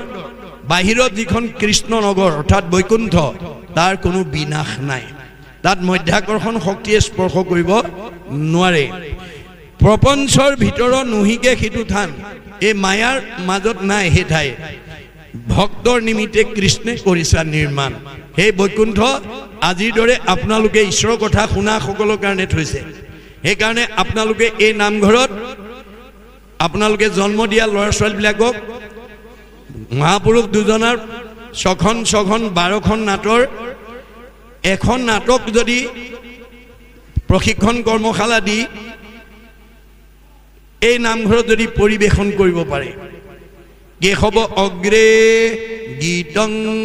বাদ্যং নৃত্যং য কৰৌতি কলৌ নৰ পদে পদে অশ্বমেধ ফলং প্ৰাপ্নুতি নিত্যৈছ আমাৰ উঠি অহা ল'ৰা ছোৱালীবিলাকক যদি নিৰ্গুণ কৃষ্ণৰ গুণলীলা গীত বাদ্য নৃত্য পৰিবেশনৰ দ্বাৰা এই নামঘৰত যদি পৰিবেশন কৰাব পাৰে তেতিয়াহ'লে সেই শিল্পীসকলৰ প্ৰতিটো খোজৰ মূল্য হ'ব এটা এটা অশ্বমেধ যজ্ঞৰ সমান পুণ্য আৰু সেই যিসকল দৰ্শকে শ্ৰোতাই আহি নামঘৰত বহি গীতং বাদ্যং নৃত্যং হৰি কথা শুনে স্বপুণ্যাত্মা ত্ৰৈলোক্যৰ ওপৰে সংস্থিতা আজি আপোনালোকে ঈশ্বৰৰ কথা শুনিছে আপোনালোকক ত্ৰৈলোক্যৰ ওপৰত অৰ্থাৎ বৈকুণ্ঠত ঠাই দিব ভগৱন্তই এয়াই ঈশ্বৰৰ কথা শুনাৰ মাহাত্ম্য সেইকাৰণে বিশ্ববিখ্যাত মানে নাট্যকাৰ শেক্সপিয়াৰে কৈছে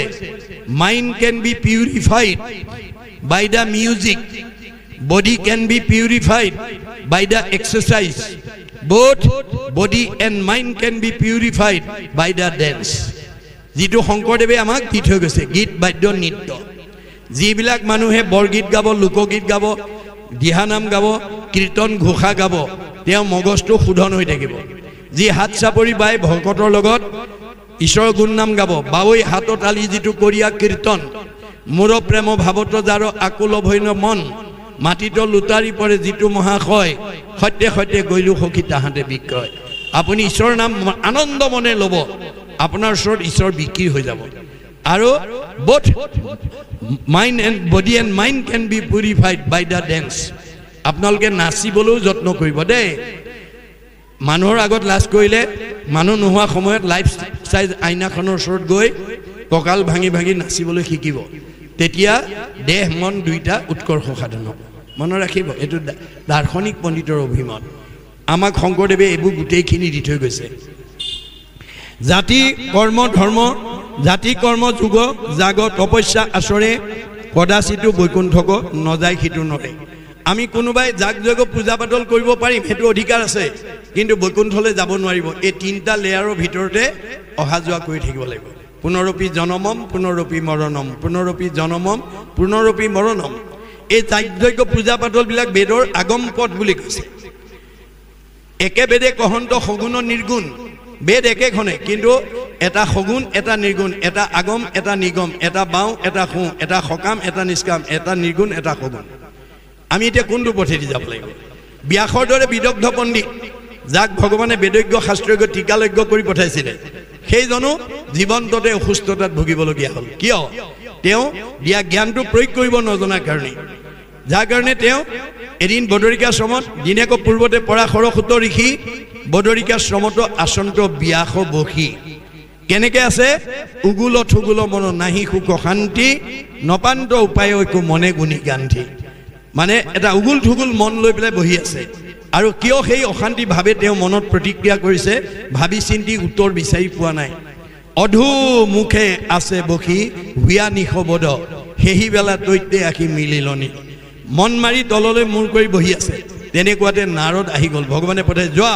মোৰ ভকত বিপদত পৰিছে আঙুলিয়াই দিয়া ক'ত ভুল কৰিছে হাতে বিনা যন্ত্ৰ মুখে ৰাম নাম হৃদয়ত কৃষ্ণ মূৰ্তি স্ফূৰ্তি অবিশ্ৰাম নাৰায়ণ নাৰায়ণ আহি গ'ল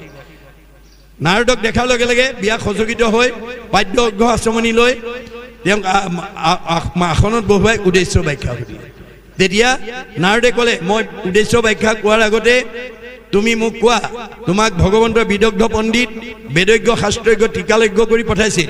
কিয় তুমি এনেকৈ মন মাৰি আছা সেই বিষয়ে মোক কোৱা তেনে নাৰদে ক'লে হে দেৱঋষি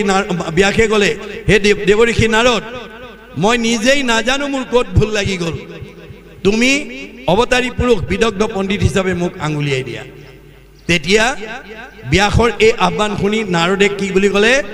নাৰদ বদতি শুনা মহামুনি ব্যাস তুমি সে কৰিলা সবে জগতকে নাশ তুমি জগতক বিপদে পৰিচালিত কৰিলা তোমাক ভগৱন্তই বেদজ্ঞ শাস্ত্ৰজ্ঞ টিকালজ্ঞ পণ্ডিত কৰি পঠাইছিলে জগতক উপকাৰ কৰিবৰ কাৰণে কিন্তু তুমি জগতক বিপথে পৰিচালিত কৰিলা কেনেকৈ নিৰন্তৰে পশুৰ লোৱাইলা তুমি প্ৰাণ নাহি মন্দ কৰ্ম আৰু ইহাৰ সমান তুমি সদায় মানুহক প্ৰাণী বলি দি ঈশ্বৰৰ ভক্তি কৰিবলৈ শিকালা ইয়াতকৈ আৰু বেয়া কাম নাই গৰিহিত কৰ্মকো কহিলা ধৰ্ম বুলি তোমাৰ বচনে লোক নাখিল সমুলি তুমি বেয়া কামো ভাল বুলি ক'লা এই যুগৰ বিদগ্ধ পণ্ডিত হিচাপে সকলোৱে তোমাক মানি ল'লে আকস্মিকে লোকক শিকাইলা হিংসা ধৰ্ম তুমি নুবুজিলা তুমিও বেদৰ তত্ত্ব মৰ্ম তুমি হিংসা ধৰ্ম শিকাই দিলা বেদৰ তত্ত্ব মৰ্ম বুজি নাপালা 4 বেদ 14 শাস্ত্ৰ 18 পুৰাণ ৰচনা কৰি তুমি বিদগ্ধ পণ্ডিত হিচাপে সমাজত পৰিচয় হ'ল কিন্তু তুমি বেদৰ তত্ত্বই বুজি নাপালা বেদে কি কৈছিল যত দেখা ভূত প্ৰাণী সবাহাকে বিষ্ণু মানি হিংসা এৰি কৰা উপকাৰ মই সকলোতে আছো দে পাৰিলে কাৰোবাক উপকাৰ কৰিবা কাকো হিংসা নকৰিবা তুমি কিন্তু হিংসা ধৰ্ম শিকাই দিলা মানুহৰ স্বভাৱটো কেনেকুৱা স্বভাৱে লম্পট বিষয়ত অনুৰাগ স্বৰ্গ পাইবু বুলি ৰংগে কাটে সংঘচাক তুমি হাঁহ পাৰ ছাগলী বলি দিলেই স্বৰ্গ সুখ পাবা বুলি ক'লা সব জপিয়াই পৰিল মানুহবোৰ স্বাভাৱিকতে লম্পট ভোগবাদী আজি আপোনালোকে চিঠিখনৰ পিছত যদি বিশেষ দ্ৰষ্টব্যত লিখিলে হেতেন যে আমাৰ তেলাহী ভকত গাঁৱৰ ৰাইজে 3 দিনীয়াকৈ অনুষ্ঠিত কৰা ভাগৱত পাঠ ব্যাখ্যাৰ এই দ্বিতীয় দিনাৰ অনুষ্ঠানত উপস্থিত থকা সকলো বাপ বৈষ্ণৱ যুৱক যুৱতীসকলক আমাৰ স্থানীয় এমএলএ পুঁজিৰ পৰা পঠিওৱা 50 লাখ টকা সাহায্য হিচাপে সমবিতৰণ কৰি দিয়া হ'ব আৰু যুৱক যুৱতীসকলক একোটাকৈ স্ক্ৰীন টাচ মোবাইল ফোনো উপহাৰ দিয়া হ'ব এই বুলি যদি আপোনালোকে ইয়াত লিখি দিলে হেতেন আৰু পাঠৰ সামৰণি নোহোৱা পৰ্যন্ত থকা সকলকে এই উপহাৰ দিয়া হ'ব তেতিয়া ইয়াৰ পৰা কোনো উঠি নগ'লহেঁতেন সব বহি থাকিলেহেঁতেন হে নাই আৰু ইয়াত আপুনি মানুহ বহুৱাবলৈ ঠাই দিব নোৱাৰিলেহেঁতেন গতিকে সিজিল তোমাৰ ঋষি পৰম অন্যায় নাহি সুস্থ হ'ব সেই অভিপ্ৰায় তুমি এই ভুল পথে পৰিচালিত কৰিলা সেইকাৰণে তোমাৰ এনেকৈ অসন্তুষ্টত থাকিব লগা হৈছে এতিয়া ব্যাসে ক'লে উপায় এটা আছে মোৰ উপদেশে কৰা ভাগৱত শাস্ত্ৰ প্ৰচাৰকো গোবিন্দৰ গুণনাম মাত্ৰ তুমি এতিয়া ভাগৱত শাস্ত্ৰ ভগৱন্তৰ গুণ নাম থকা এখন শাস্ত্ৰ প্ৰস্তুত কৰি তোমাৰ সেই 17খন পুৰাণত যি ভুল পথ দিলা এই সূৰ্য পুৰাণ ভাগৱতৰ দ্বাৰা তুমি তাক নচ্ছাত কৰি দিয়া তোমাৰ হাতেৰে ৰোৱা পুলি তোমাৰ হাতেৰে উভালি পেলোৱা কোনোবাই যদি তোমাৰ কথা ভুল হৈছে বুলি কয় যদি জ্ঞানী গণে যদি তাকো কৰে নিবাৰণ আউৰ তাৰ বচন নমানে একোজন বোলে উপালম্ভ কৰি বচন খণ্ডিত ব্যাসতো অধিক ভইলে এহেন্তে পণ্ডিত তুমি ভুল কৰা বুলি ক'লে মানুহে উপহাস কৰিব এওঁ আকৌ ব্যাসতকৈও পণ্ডিত আহিল গতিকে এতিয়া তুমি ভাগৱত শাস্ত্ৰ প্ৰণয়ন কৰি 17খন পুৰাণক তুমি ভাগৱত পুৰাণৰ দ্বাৰা নচ্ছাত কৰা নহ'লে আৰু বিকল্প নাই হেন শুনি ব্যাসে কৰিলন্ত ধ্যান হৃদয়তে কৃষ্ণক দেখিলা বিদ্যমান লগে লগে ধ্যানত বহিলে আৰু হৃদয়তে কৃষ্ণক দেখা পালে কেনেকৈ বাম পাশে মায়া দক্ষিণত ভক্তি মাও দেখি ব্যাস ঋষিৰ ৰোমাঞ্চ ভৈল গাও মায়ে বান্ধন্ত ভক্তি মাও মেলাৱন্ত দুহান্ত মধত আশা ভগৱন্ত আমাৰ প্ৰত্যেকৰ হৃদয়তে ভগৱন্ত আছে পদ দুটা দিছে এটা বাওঁ এটা সোঁ এটা প্ৰবৃত্তি এটা নিৰ্বৃত্তি এটা সকাম এটা নিষ্কাম এটা সগুণ এটা নিৰ্গুণ কোনটো পথত যাব লাগিব এতিয়া বাওঁ পথে গ'লে এই 3টা লেয়াৰৰ ভিতৰত অহা যোৱা কৰি থাকিব লাগিব পুনৰপি জনমম পুনৰপি মৰণম আমি ভাগৱতৰ মতেদি গ'লে আমি বৈকুণ্ঠত গুচি যাব পাৰিম গতিকে পৃথিৱী থকালৈকে মানুহ জাতি থকালৈকে বাওঁফালে যোৱা মানুহৰ সংখ্যা বেছি মনত ৰাখিব কথাটো আগম নীতিত চলা মানুহৰ সংখ্যা বেছি নিগমত চলা মানুহৰ সংখ্যা কম এয়াই হৈছে ভগৱানৰ ৰহস্য এতেকে এহিমতে কৃষ্ণত উপজয় লোকজত ঈশ্বৰত কৰি ভিন্ন নুহি বিচাৰত যেন সুবৰ্ণত হন্তে জনমে কুণ্ডল বিচাৰত নাম মাত্ৰ সুবৰ্ণ কেৱল সোণৰ পৰা বহুত অলংকাৰ তৈয়াৰ কৰে অলংকাৰবিলাকৰ বেলেগ বেলেগ ডিজাইন থাকে আৰু এটা ম্যাদ থাকে এটা নিৰ্দিষ্ট ম্যাদৰ পিছত সোণৰ অলংকাৰটো ভাগি গ'লে আকৌ সোণেই হৈ যায় ঠিক আমাৰ এই মানুহবিলাকক বিভিন্ন অলংকাৰ ৰূপে সৃষ্টি কৰিছে দেহ অলংকাৰ কোটি কোটি মানুহ সৃষ্টি কৰিছে কাৰো ডিজাইনৰ লগত কাৰো ডিজাইনৰ মিল নাই আমাৰ সময় কিমান দিছে 100 বছৰ 100 বছৰৰ পিছত আমাৰ এই দেহ বিলীন হৈ গ'লে আমাৰ আত্মাত লীন হৈ যাব পৰমাত্মাত লীন হৈ যাব সোণৰ অলংকাৰটো ভাগিলে সি সোণেই হৈ যাব গতিকে এই তথ্য বুজি আমি যাতে ঈশ্বৰৰ বাদে আনক ভজিব লগা নহয় তাৰ প্ৰতি গুৰুত্ব দিব লাগিব এতেকেহে কৃষ্ণেহে মাত্ৰ নিয়ন্তা ঈশ্বৰ কৃষ্ণত প্ৰকাশে চৰাচৰ নিৰন্তৰ সব অচৰ জীৱ কৃষ্ণৰ দ্বাৰাই সৃষ্টি আৰু পালন সংহাৰ কৰি আছে ভজনীয় দেৱ কৃষ্ণ বিনে নাহি আন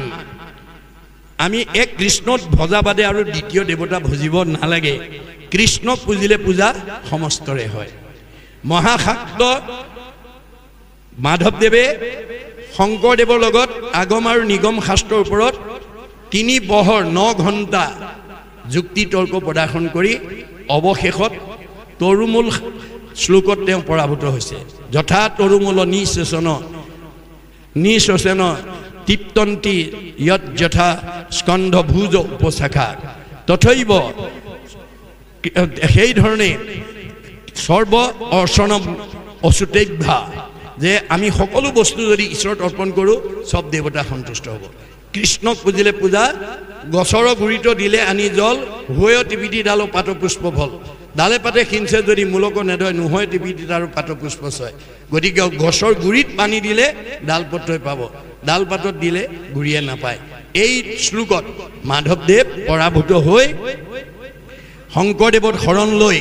তেওঁ এই তথ্য আমাক দিছে হেৰা জীৱশ্ৰেষ্ঠ মানুহ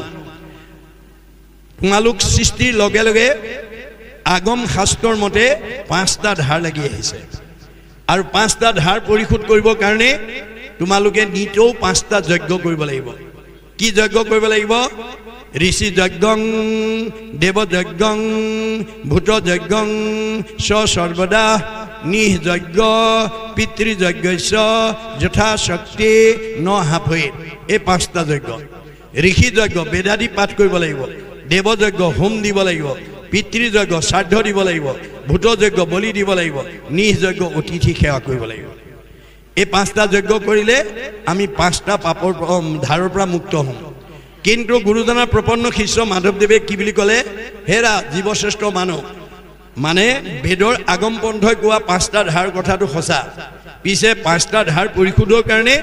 ব্যয়বহুল 5টা যজ্ঞ নকৰাকৈ আমি মুক্তি পাব পাৰোঁ তেওঁ আমাক সহজ উপায় দিছে ভক্তি ৰত্নাৱলীত কি বুলি অপিতৃভূত পতি দেৱ ঋষি সুহৃদৰ উপজিলে তা সম্ভাৰ ঋণী হুৱে নৰ হোমে দেৱৰী নখোজে তৰ্পণে ঋষিৰ বলিদানে ভূত শ্ৰাদ্ধ আদিয়ে পিতৃৰ সমভাৱে সুহৃদ খবৰ খোজে ঋণ এহিমতে ঋণী সদা ভকতি বিহীন আজিৰ দৰে যদি আমাৰ তেলাহী ভকত গাঁৱৰ ৰাইজে যদি ঈশ্বৰৰ কথা নুশুনে নাগায় নকয়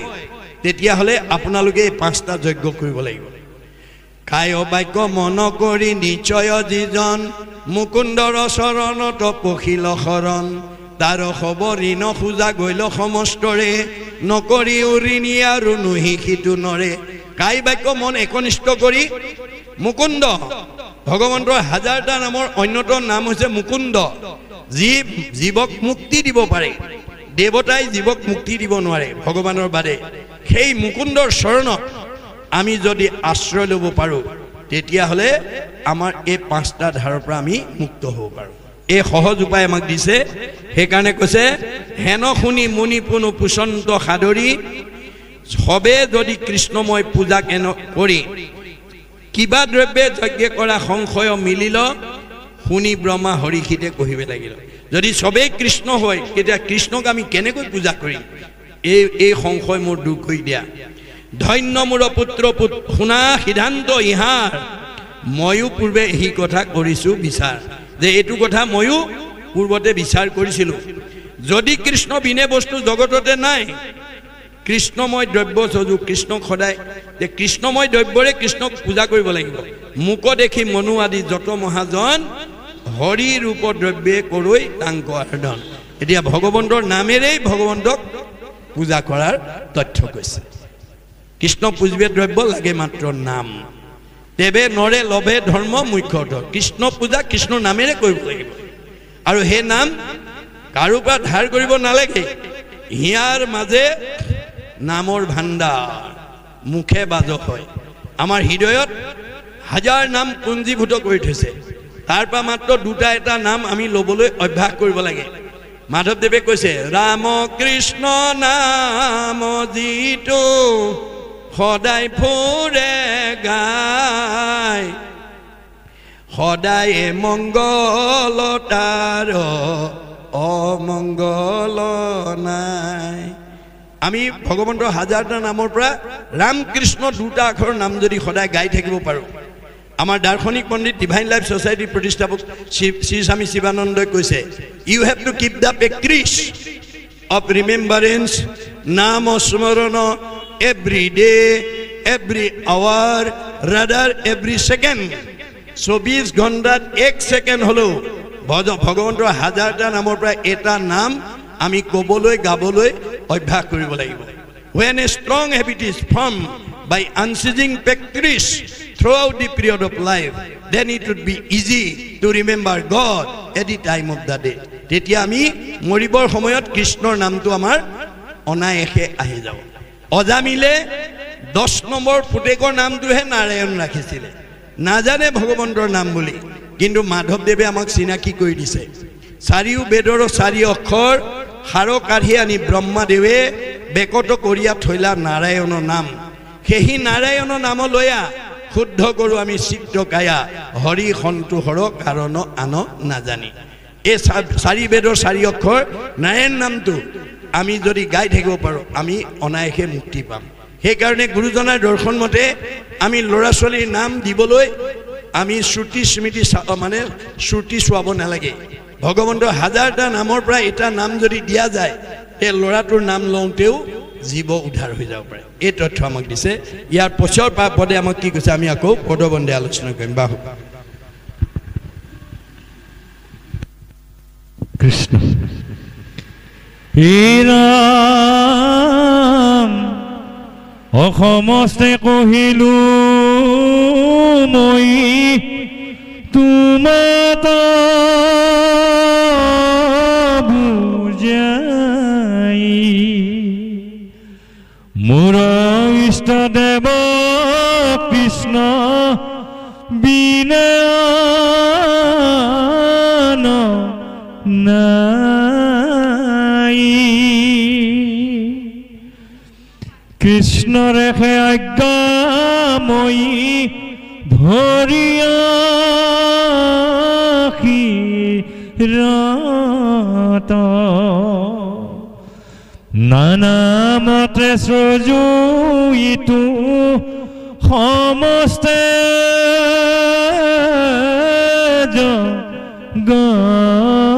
জগত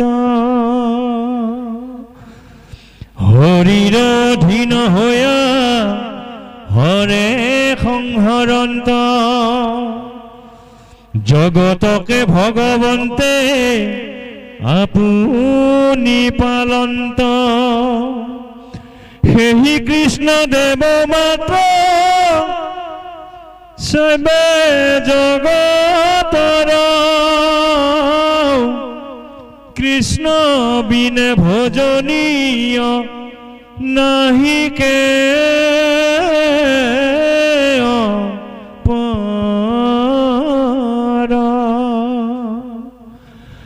ৰাম কৃষ্ণ বিনে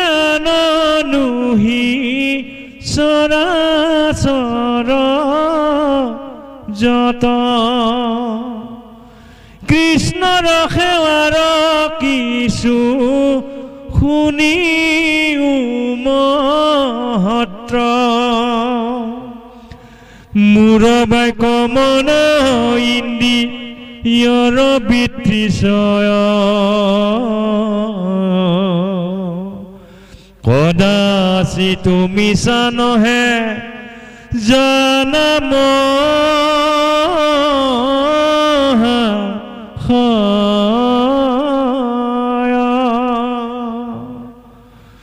মোৰ ইটো বালানুহি কহিলো নিশ্চিত প্ৰেম ভাৱে হিৰি পদ ধৰিছো হৃদিত তাতে সে আমাৰ দেখা মহা গুণগণ কৃষ্ণ সেৱা বল তুমি জানাত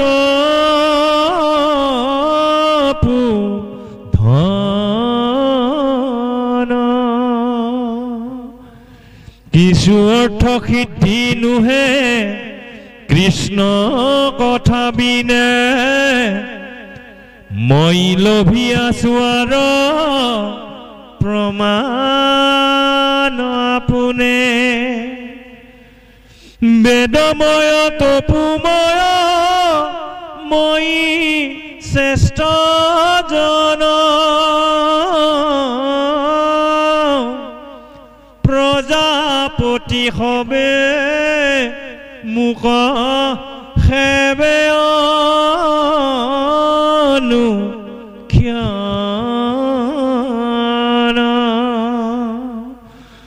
উত্তম যুগক ধৰি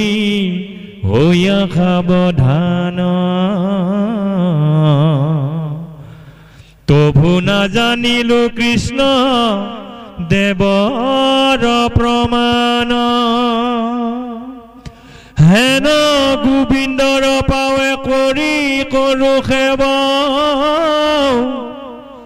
তান কৃপা বিনে তাংক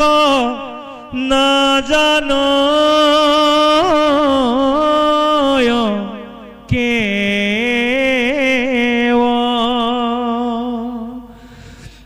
ৰামে আপোনাৰ অন্ত নাজানন্ত কৃপা ময়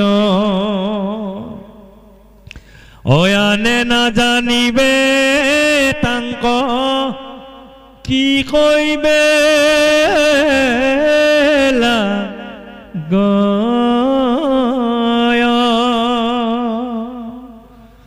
তুমি আমি খনকাদি আৰু মহে চৰ ও দেৱাসুৰ প্ৰীতি নাগও চাৰণ কিন্নৰ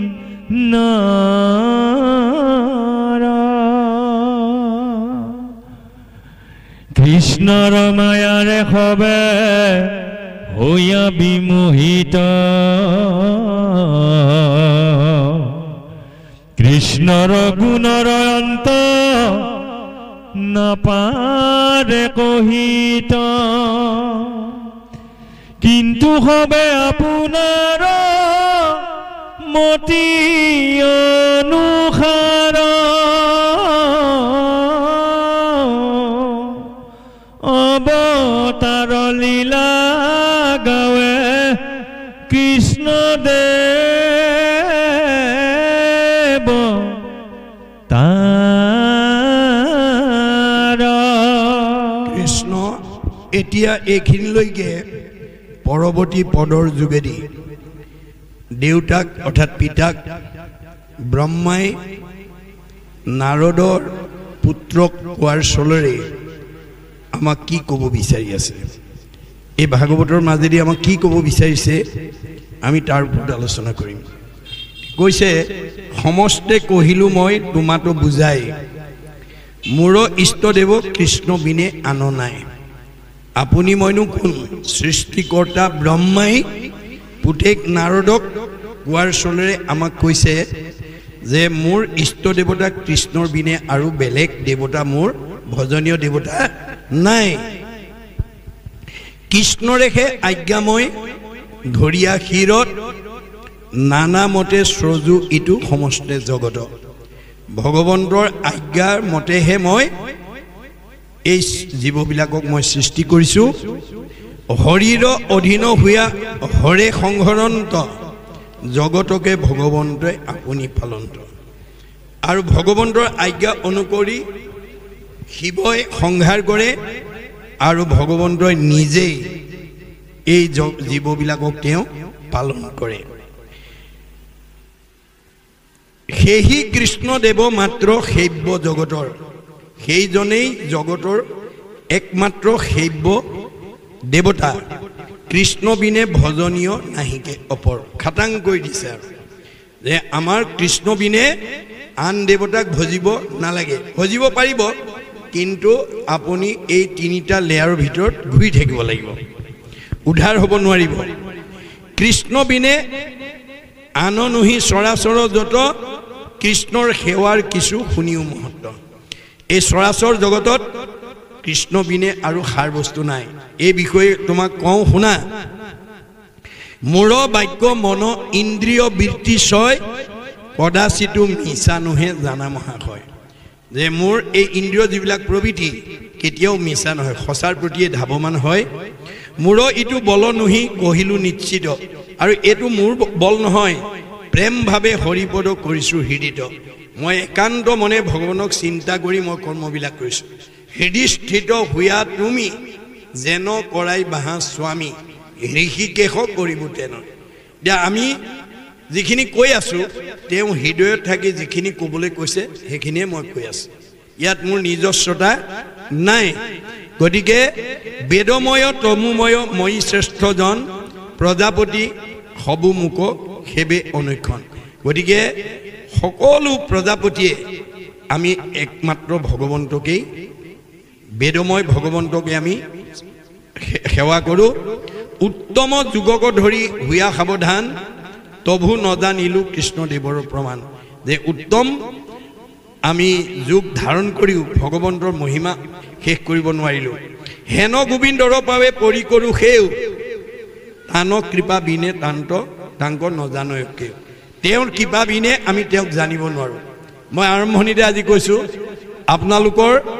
এই তেলাহী ভকত গাঁৱৰ ওপৰত ভগৱন্তৰ কৃপা পৰিছে কাৰণেহে আপোনালোকে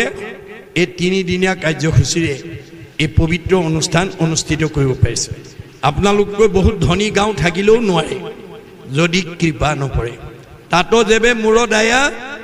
ভৈল যাক প্ৰতি সেহিহে কৰিব পাৰে আমাত ভকতি আমি গাঁও ভিত্তিত সমূহীয়াভাৱে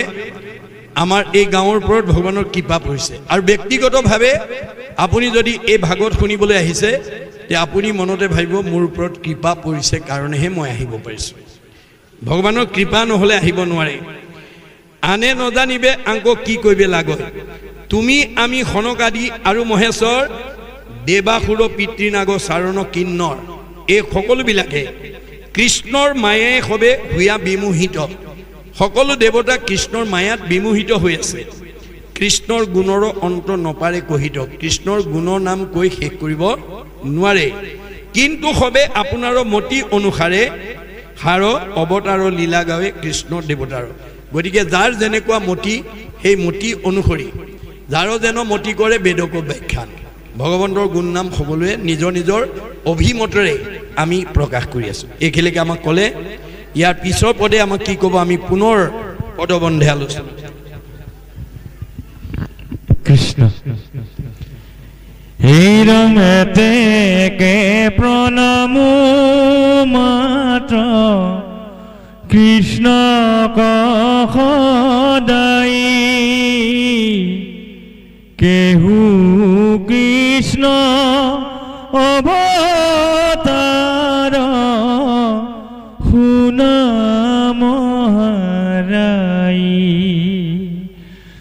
অপ্ৰকৃতিক কটাই খতে কৰে সচেতন যাৰ লীলা তনু জল সাই নাৰায়ণ তাংক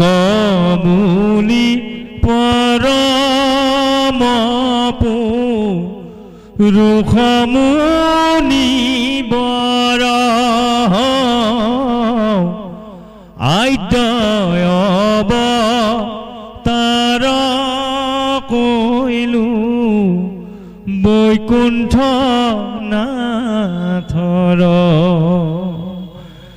কাল মায়া মন প্ৰাণ ইন্দিচৰ চৰ মই তুমি সনকাদি প্ৰজাপতি হৰ হে ৰাম দেৱাসুৰ গন্ধৰ্ব চাৰণ নৰেশ্বৰ যক্ষ ৰাক্ষস পিতৃ সিদ্ধ বিদ্যা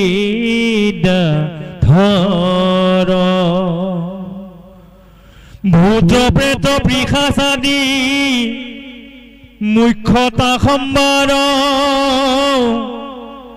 সমস্তে জানিবা কৃষ্ণৰে হে অৱতাৰ কিন্তু আতে বুজা তুমি কৰিয়া বিচাৰ বিভূতি শকতি কাৰ্য অকতু অৱতাৰ ৰামে ৰামে শুনা শুদ্ধ সত্য সত্য অৱতাৰ চয়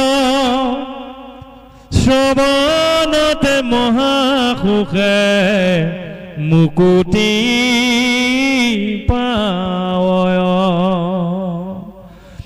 অনাদি জনমে জীৱ সুকথা শুনয় অতাৰ মলে কৰ্ণপথ বান্ধিয়া আশ্ৰয় অৱতাৰ চৰিতে তাহা কবি নাকয় অমিলে মহোদয় কৃষ্ণ ও পাৱে ৰতি হয় ৰামে শুনা কিছু কহু মুখ্য মুখ্য অৱতাৰ জগতৰ লোকে শুনি তৰুক সংসাৰ এহি বুলি প্ৰেমে বিধি কহিবা কলৈলা অপাঞ্চ ছয় দুই অধ্যায় য়ৰ কথা কৈলা হে ৰাম নমো নমো কৃষ্ণ প্ৰভু কৰুণা সাগৰ মুখ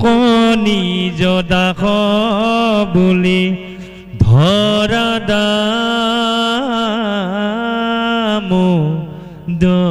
দামোদৰ এৰমে মোৰ সম মহাপাপী সংসাৰতে নাই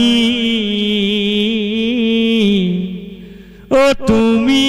সম পাপহৰ কহিতে ন পাই এতেকে ৰণ লৈলো তজু চৰণত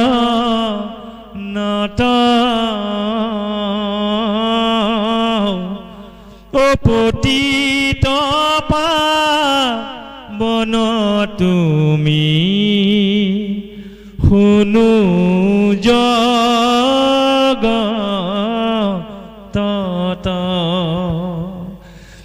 এৰমে যেহি লাগে তাকে কৰা তুমি পূৰ্ণ কাম ও সামাজিক লোকে ডাকি বোলা ৰাম ৰাম হৰি ৰাম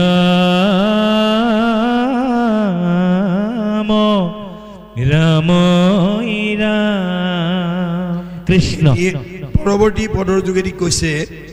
এতেকে প্ৰণামো মাত্ৰ কৃষ্ণক সদায় কহো কৃষ্ণ অৱতাৰক শুনা মহাৰায়। এতিয়া মই ভগৱন্তক প্ৰণাম জনাই তেওঁ অৱতাৰ বিষয়ে তোমাক মই কম, তুমি একান্ত মনে শুনিবা। প্ৰকৃতিক কটাক্ষতে কৰে সচেতন যাৰ লীলা তজু জল খাই নাৰায়ণ।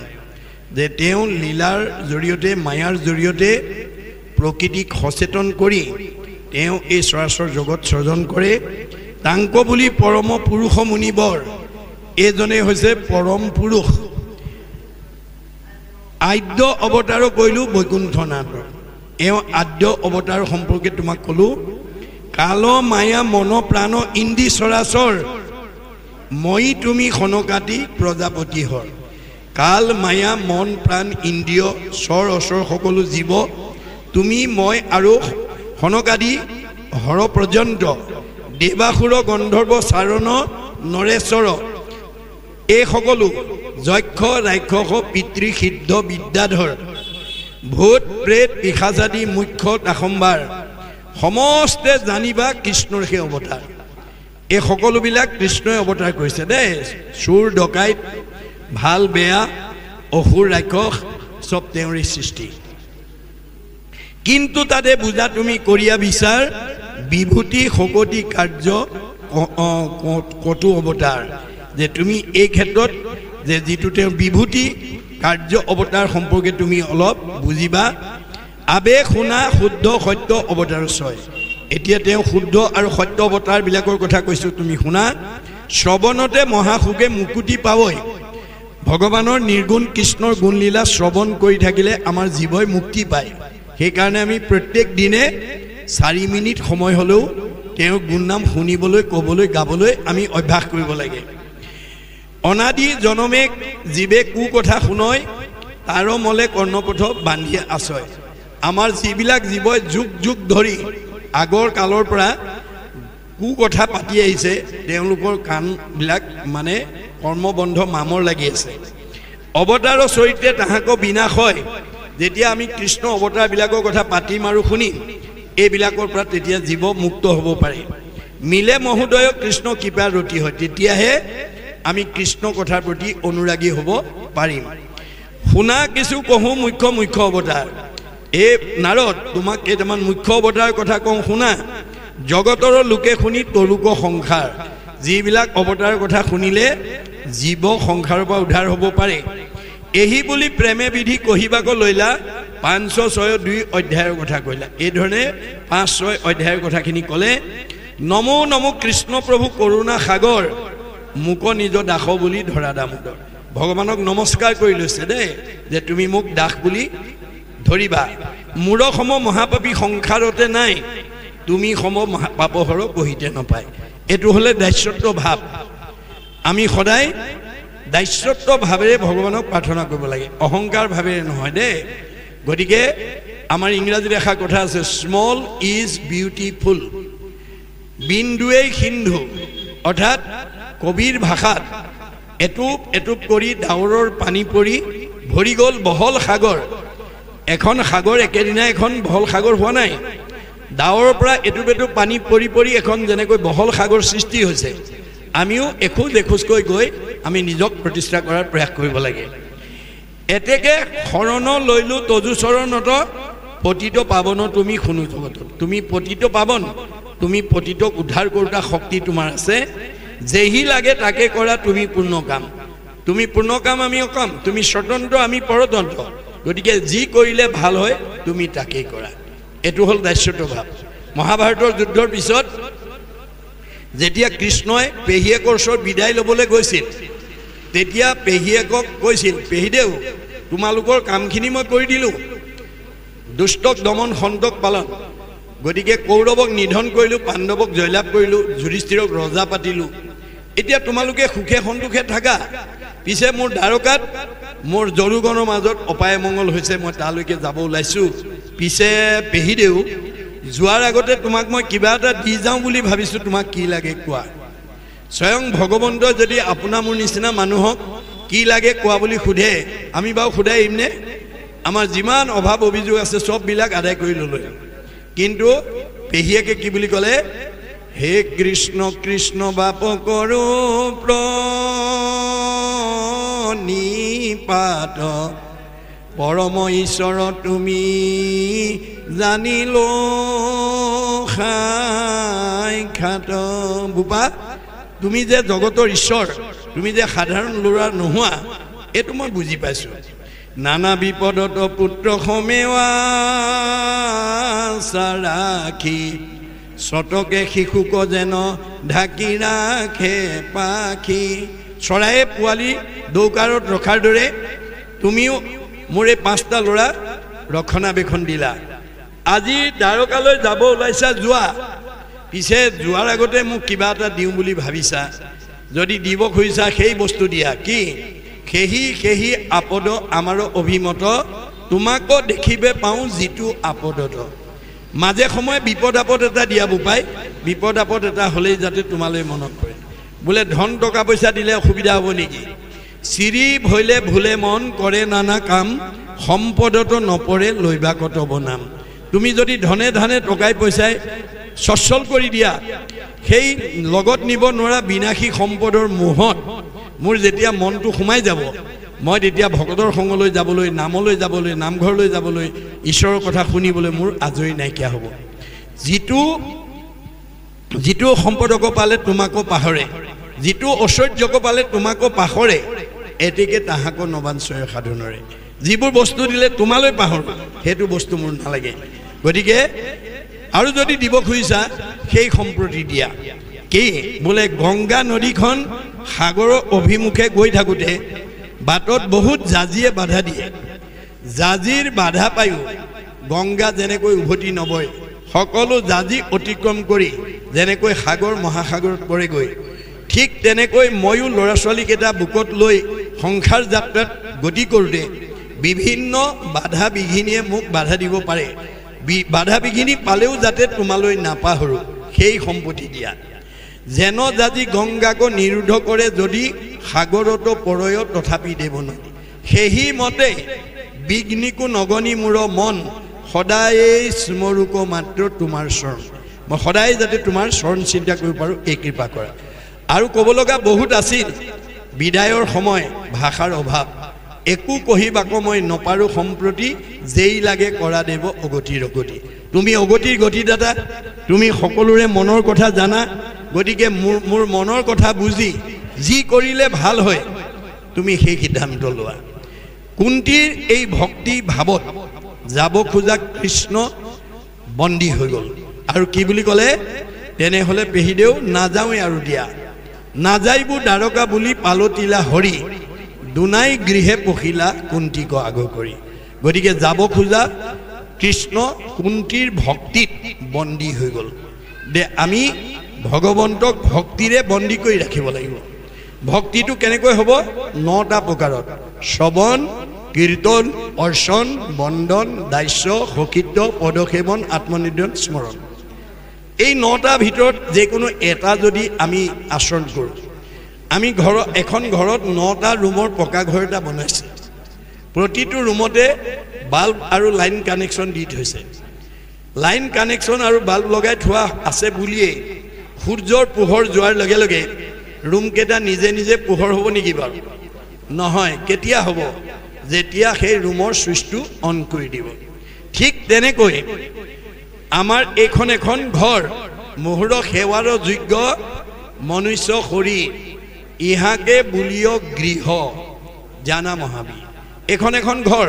ইয়াত 9টা বাল্ব লগাই থৈছে। কি কি? শ্ৰৱণ, কীৰ্তন, অৰ্চন, বন্দন, দাস্য, সখিত্ব, পদসেৱন, আত্মনিবেদন, স্মৰণ। ইয়াৰ ভিতৰত এটা যদি বাল্ব অন কৰি ৰাখোঁ, তেতিয়াও আমাৰ ঘৰখন পোহৰ হৈ থাকিব। যদি আমি এটা বাল্বো যদি অন নকৰোঁ, তেতিয়াহ'লে আমাৰ ঘৰখন অন্ধকাৰ হ'ব ঠিক একেটাই কথা গতিকে আমি নবিধ ভক্তি এবিধ যাতে আমি আচৰণ কৰিব পাৰোঁ তাৰ প্ৰতি গুৰুত্ব দিব লাগিব এতিয়া সেইকাৰণে ক'লে যেহি লাগে তাকে কৰা তুমি পূৰ্ণ কাম সামাজিক লোকে ডাকি বোলা ৰাম ৰাম গতিকে এতিয়া শেষত আমাক কবিয়ে কি কৰিছে ৰাম ৰাম বুলিবলৈ আহ্বান জনাইছে এতিয়া অৱতাৰ লীলাতে এপিছড আছে গতিকে এতিয়া আমাক কবিয়ে কি কৰিছে শেষত ৰাম ৰাম বুলিবৰ কাৰণে আহ্বান জনাইছে আমাৰ বেদেও কৈছে কি বুলি ৰামইতি ৰামইতি ৰামইতি বদন্তি যে সৰ্বদা তেইসাং ভক্তি স মুক্তি স ভৱিষ্যতি না সংশয় আমি কেৱল ৰাম ৰাম বুলি ক'বলৈ অভ্যাস কৰিব লাগে ৰাম বুলি ক'লে ভক্তি আৰু মুক্তি কেউটা হৈ যাব আৰু এই ৰাম নামৰ যেটো বিজ্ঞানসন্মত দৰ্শন সেইটো মহাপুৰুষ মাধৱদেৱে ঘোষাত দেখুৱাইছে কি বুলি অৰা শব্দক উচ্চাৰণতে ৰাম ৰাম ৰাম ৰাম ৰাম অমুখহন্তে বাজ হুয়া পলাই পাপ মানে ৰাম নামৰ ৰা বুলি কোৱাৰ লগে লগে আমাৰ ভিতৰৰ পাপবিলাক ওলাই গুচি যায় অপুণ্য মানে হুৱে অভ্যন্তৰ ৰাম ৰাম ৰাম ৰাম ৰাম ম বুলি আতি মাৰৈ অকপাত টানে আৰু ম বুলি জপাই দিয়াৰ লগে লগে পুণ্যবিলাক সোমাই যায় আমাৰ বিজ্ঞানে কৈছে ৰা বুলি কোৱাৰ লগে লগে এঙাৰ গেছবিলাক ওলাই যায় আৰু ম বুলি জপাই দিয়াৰ লগে লগে অক্সিজেন গেছ সোমাই যায় আমি দিনটোত যিমান ৰাম নাম উচ্চাৰণ কৰি দেহৰ পৰা এঙাৰ গেছ উলিয়াই অক্সিজেন ভৰাব পাৰিম সিমানে আমাৰ বাত বিষ নাইবিয়া হ'ব হজমি শক্তি বাঢ়িব আৰু আমাৰ মন আনন্দিত হ'ব বন্ধা নাৰীয়ে পুত্ৰ পোৱাৰ যোগ্যতা লাভ কৰিব এইকাৰণে কীৰ্তনৰ প্ৰথম শ্লোকত কি কৈছে মুকং কৰোতি বাচালং পংগুলং ভেদি গ্ৰিং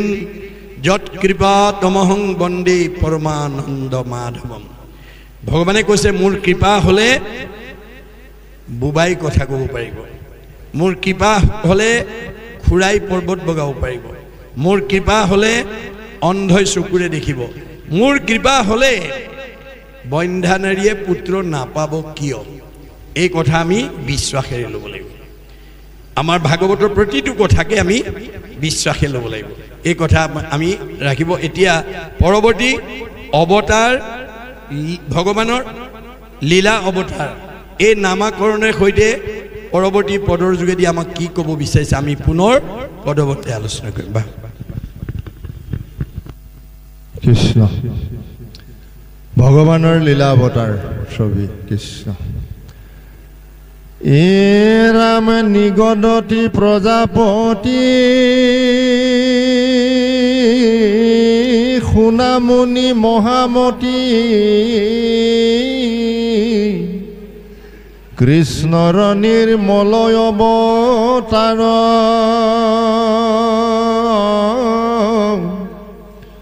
লোকৰ নিস্তাৰ হেতু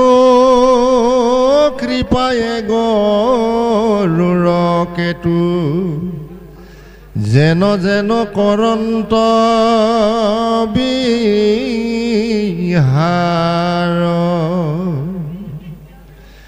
লীলা কৰি মহাহৰি বৰাহ স্বৰূপ ধৰি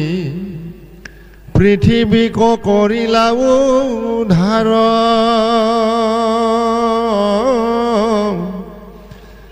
দান্তে চিৰি সেহি বেলা হিৰণ্যক নিপাতিলা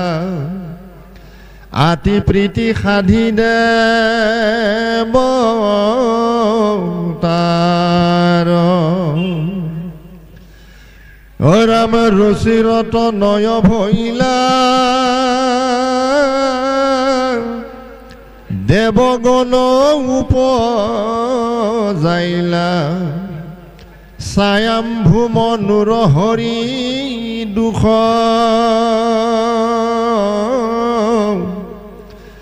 আপুনিও যজ্ঞ কৰি ইন্দ্ৰ হুয়া কৃপা কৰি জগতৰে সাধিল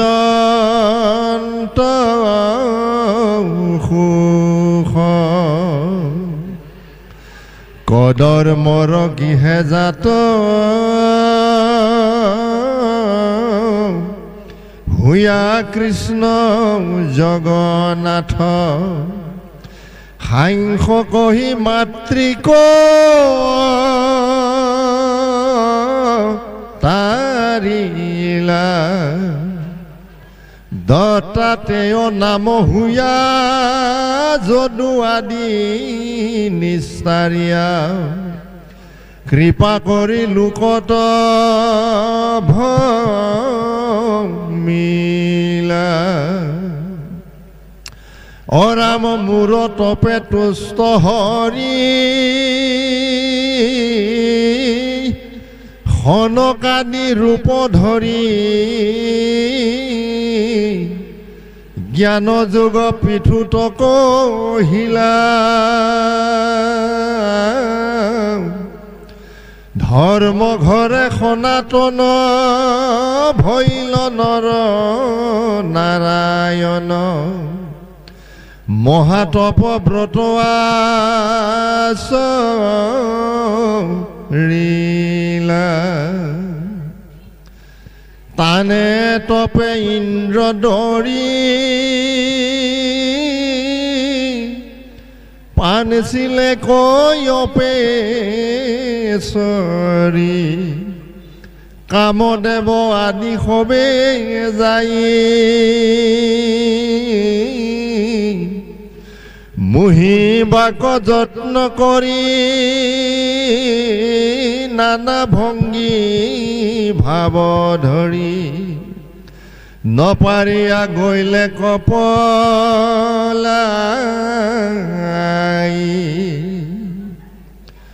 ধ্ৰুৱৰ তপস্যা জানি দেখা দিয়া চক্ৰপাণি দিলাবৰ পিনিচি অৱতাৰে বেনক নিস্তাৰ কৰি পিঠু ৰূপে দেৱ হৰি নিজ বেৰিতি দিলন্ত বাৰে কৃষ্ণ কৃষ্ণ এই নামাকৰণৰ সৈতে ভগৱানৰ লীলা অৱতাৰ এই নামাকৰণৰ সৈতে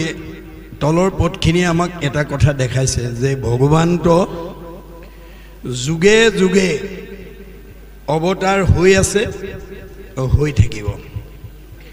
ভগৱন্ত অৱতাৰৰ মূল লক্ষ্য উদ্দেশ্য কি গীতাত কৈছে यदा यदा हि धर्मस्य ग्लानि भवति भारत अद्भुत स्थानम अधर्मस्य तदात्मानं सृजमहं परित्राणाय साधूनां विनाशाय च दुष्कृतां धर्म संस्थापनार्थाय सम्भवामि युगे युगे जुगे जुगे হৈ আছে उपनिषदत কৈছে अपप्रंसे प्रपंसे अवतरणं अवतार अपप्रंसर পৰা प्रपंचলৈ নামি অহা অৱস্থাটোকে অৱতাৰবাদ বুলি কয় ভগৱন্তই প্ৰধানকৈ চাৰিটা ৰূপত অৱতাৰ ধাৰণ কৰে এটা হৈছে পূৰ্ণ অৱতাৰ এটা অংশ অৱতাৰ এটা কলা অৱতাৰ এটা বিভূতি অৱতাৰ যেতিয়া 100% মহিমাযুক্ত হৈ পৃথিৱীলৈ যেতিয়া ভগৱান আহে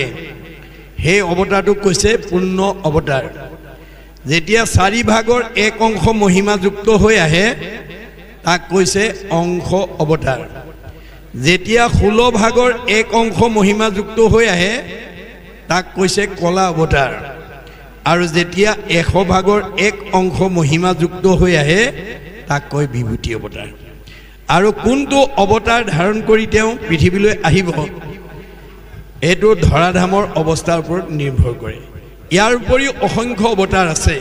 যিবিলাক অৱতাৰৰ কথা আমাৰ এই পাঠৰ মাজেদি আমাক দেখাইছে কি বুলি যে নিগদতি প্ৰজাপতি শুনা মুনি মহামতি কৃষ্ণৰ নিৰ্মল অৱতাৰ যে কৃষ্ণই যি নিৰ্মল অৱতাৰ ধাৰণ কৰিছে তুমি শুনা লোকৰ নিস্তাৰ হেতু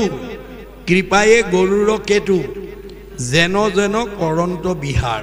তেওঁ জগতৰ জীৱক উদ্ধাৰৰ কাৰণে কেনেকৈ তেওঁ লীলা অৱতাৰ ধাৰণ কৰে তুমি শুনা লীলা কৰি মহাহৰি বৰাহৰ স্বৰূপ ধৰি পৃথিৱীক কৰিলা উদ্ধাৰ তেওঁ বৰাহ অৱতাৰত পৃথিৱীক উদ্ধাৰ কৰিবৰ কাৰণে তেওঁ অৱতাৰ ধাৰণ কৰিছে দান্তে শ্ৰী সেহিবেলা হিৰণ্যক নিপাতিলা আতি প্ৰীতি সাধি দেৱতাৰ আৰু দাঁতেৰে শ্ৰী হিৰণ্যকশিপুৰক বধ কৰিছে নৃসিংহ অৱতাৰত ৰুচিৰ তনয় ভৈলা দেৱগণ উপজাইলা ৰুচিৰ পুত্ৰই দেৱতা সৃষ্টি কৰিলে স্বয়ম্ভুৱ মনুৰ হৰি দুখ আৰু স্বয়ম্ভুৱ মনুৰ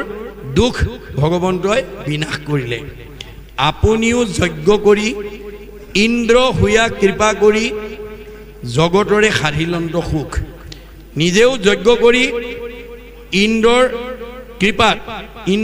ইন্দ্ৰ হুয়া কৃপা কৰি জগতৰে সাধিলন্ত সুখ জগতত সুখ প্ৰতিষ্ঠা কৰিলে কদৰ্মৰ গৃহে জাত হুয়া কৃষ্ণ জগন্নাথ আৰু কদৰ্ম ঋষিৰ ঔৰসে কপিল প্ৰভু ৰূপে অৱতাৰ ধাৰণ কৰি সাংখ্য কহি মাতৃক তাৰিলা অৰ্থাৎ পুৰুষ প্ৰকৃতিৰ যি বিভেদ এই বিষয়খিনি মাকক জনাই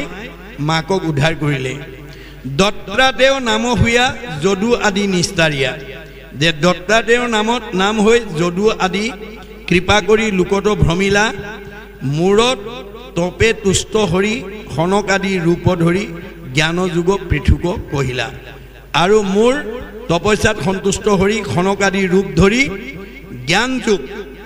পৃথুক দিলা মূৰ ধৰ্ম ঘৰে সনাতন ভৈল নৰ নাৰায়ণ মহাতপ ব্ৰত আচৰিলা আৰু ধৰ্মঘৰত সনাতন নৰনাৰায়ণ ৰূপে অৱতাৰ ধৰি তপ আচৰণ কৰিলে তানে তপে ইন্দ্ৰ ধৰি পাঞ্চিলেক অপেশ্বৰী কামদেৱ আদি সবে যায় যে নৰনাৰায়ণ অৱতাৰত যেতিয়া তপস্যা আচৰণ কৰিলে ইন্দ্ৰই ভয়ত কঁপিবলৈ ধৰিলে যে এওঁলোকে এতিয়া তপস্যাত সিদ্ধি ল'লে মোৰ স্বৰ্গ ৰাজ্য দখল কৰিব সেইকাৰণে কামদেৱ আদি অপেশ্বৰীসকলক তপ ভংগ কৰিবৰ কাৰণে পঠাই দিলে মহিবাক যত্ন কৰি নানা ভংগী ভাৱ ধৰি নপাৰিয়া গৈলেকো পলাই অৱশেষত কামদেৱেও সেই নৰনায়ক মোহিত কৰিব নোৱাৰি তাৰ পৰা পলাই গুচি যাবলৈ বাধ্য হ'ল ধুৰ্বৰ তপস্যা জানি দেখা দিয়া চক্ৰবাণী দিলাবৰ প্ৰিন্সি অৱতাৰত তেওঁ ধ্ৰুৱক বৰ দিলে বেনক নিষ্ঠাৰ কৰি পিঠুৰূপে দেৱহৰি যে বেনক নিষ্ঠাৰ কৰি পিঠুৰূপে সেই ভগৱন্তই নিজ বৃত্তি দিলন্ত সবাৰে তেওঁ সকলোকে জ্ঞান প্ৰদান কৰিলে আতিশয় দুখতৰ পথ এইখিনি নাই জনা এতিয়া এই পৰৱৰ্তী পদে আকৌ আমাক কি ক'ব আমি পুনৰ পদবন্ধে আলোচনা কৰিম কৃষ্ণ